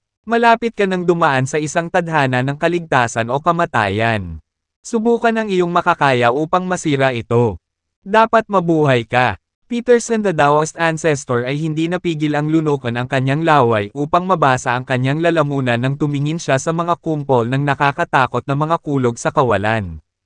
Masyado siyang kinakabahan sa kritikal na sandaling iyon. Dustin, mag-ingat ka. Binalaan ni na Morphe, Andreas, at lahat ng iba pang mga banal na Diyos si Dustin sa pamamagitan ng kanilang espiritual na mga pandama. Ang mga banal na Diyos sa kabilang panig. Gayunpaman, ay pinandilatan ng mata si Dustin na may mga nanunuyang ngiti. Ang 10 nakatataas na matatanda ng underworld ay nakatayo sa di kalayuan at tinitigan si Dustin ng may sama ng loob. Ginamit ng 10 preliminary grade na Divine God ang Ghost King. Isa sa kanilang pinakamakapangyarihang magic treasures. At isang array ng sabay-sabay upang bitag si Dustin. Na isa lamang Divine Realm. Cultivator. Gayunpaman, nagulat sila na hindi pa rin nila nagawang patayin siya sa kanilang magkasanib na pagsisikap at mga kayamanan ng mahika. Talagang nakakahiya ito para sa kanila. Kung kumalat ang balita sa 3,000 malaki at maliliit na universo. Tiyak na magiging katatawanan sila sa lahat ng mga Diyos na Diyos. Boom! Boom! Boom! Sa wakas ay nagsimula na ang hypothesizing doom. Ang mga patong-patong ng makapal at makapal na kulog ay dumausda sa ibabaw ni Dustin at nilamon siya sa isang iglap. Sa gitna ng lakas ng kulog. Umindayog si Dustin na parang maliit na bangka sa gitna ng umuugong na bagyo sa dagat. Ang napakatinding enerhiya ay umikot sa paligid niya ng napakalakas na maaari. Siyang matamba anumang minuto, at mapatay pa ng pinagsamang puwersa ng kulog at kidlat. Gayunpaman, ito ay simula pa lamang ng hypothesizing doom. Noon, malubhang nasugatan na si Dustin. Naligo siya sa sarili niyang dugo.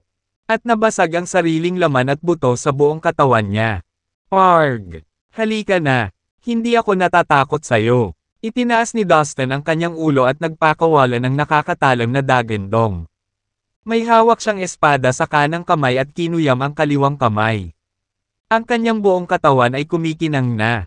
Parang araw na parang malapit ng mag-alab. Walang alinlangan. Determinado siyang tiisin ang buong puwersa ng pag-atake ng kulog. Ang kapangyarihan ng 9 na kulay na thunderbolts ay masyadong mapangahas. Bawat isa sa kanila ay kasing kapal ng isang malaking dragon. Sila ay umalangaw-ngaw ng napakabangis na winasak nito ang buong kawalan. Buong lakas na lumaban si Dustin. Hindi mabilang na beses na tinamaan at naduraj ang kanyang katawan. Ang mga pira-piraso ng puting buto ay tumalsik kung saan-saan. At ang kanyang gininto ang dugo ay naging dahilan ng paulit-ulit na pagsabog ng dagat ng kulog. Hanggang noon, ang katawan ni Dustin ay naglalaman ng maraming kapangyarihan ng panuntunan ng kaayusan. Sa kakilakilabot na sandaling iyon, ang lahat ng kapangyarihan ay sumabog upang bumuo ng hindi mabilang na mga ron, na kumalat sa hangin tulad ng isang nakakagulat na meteor shower.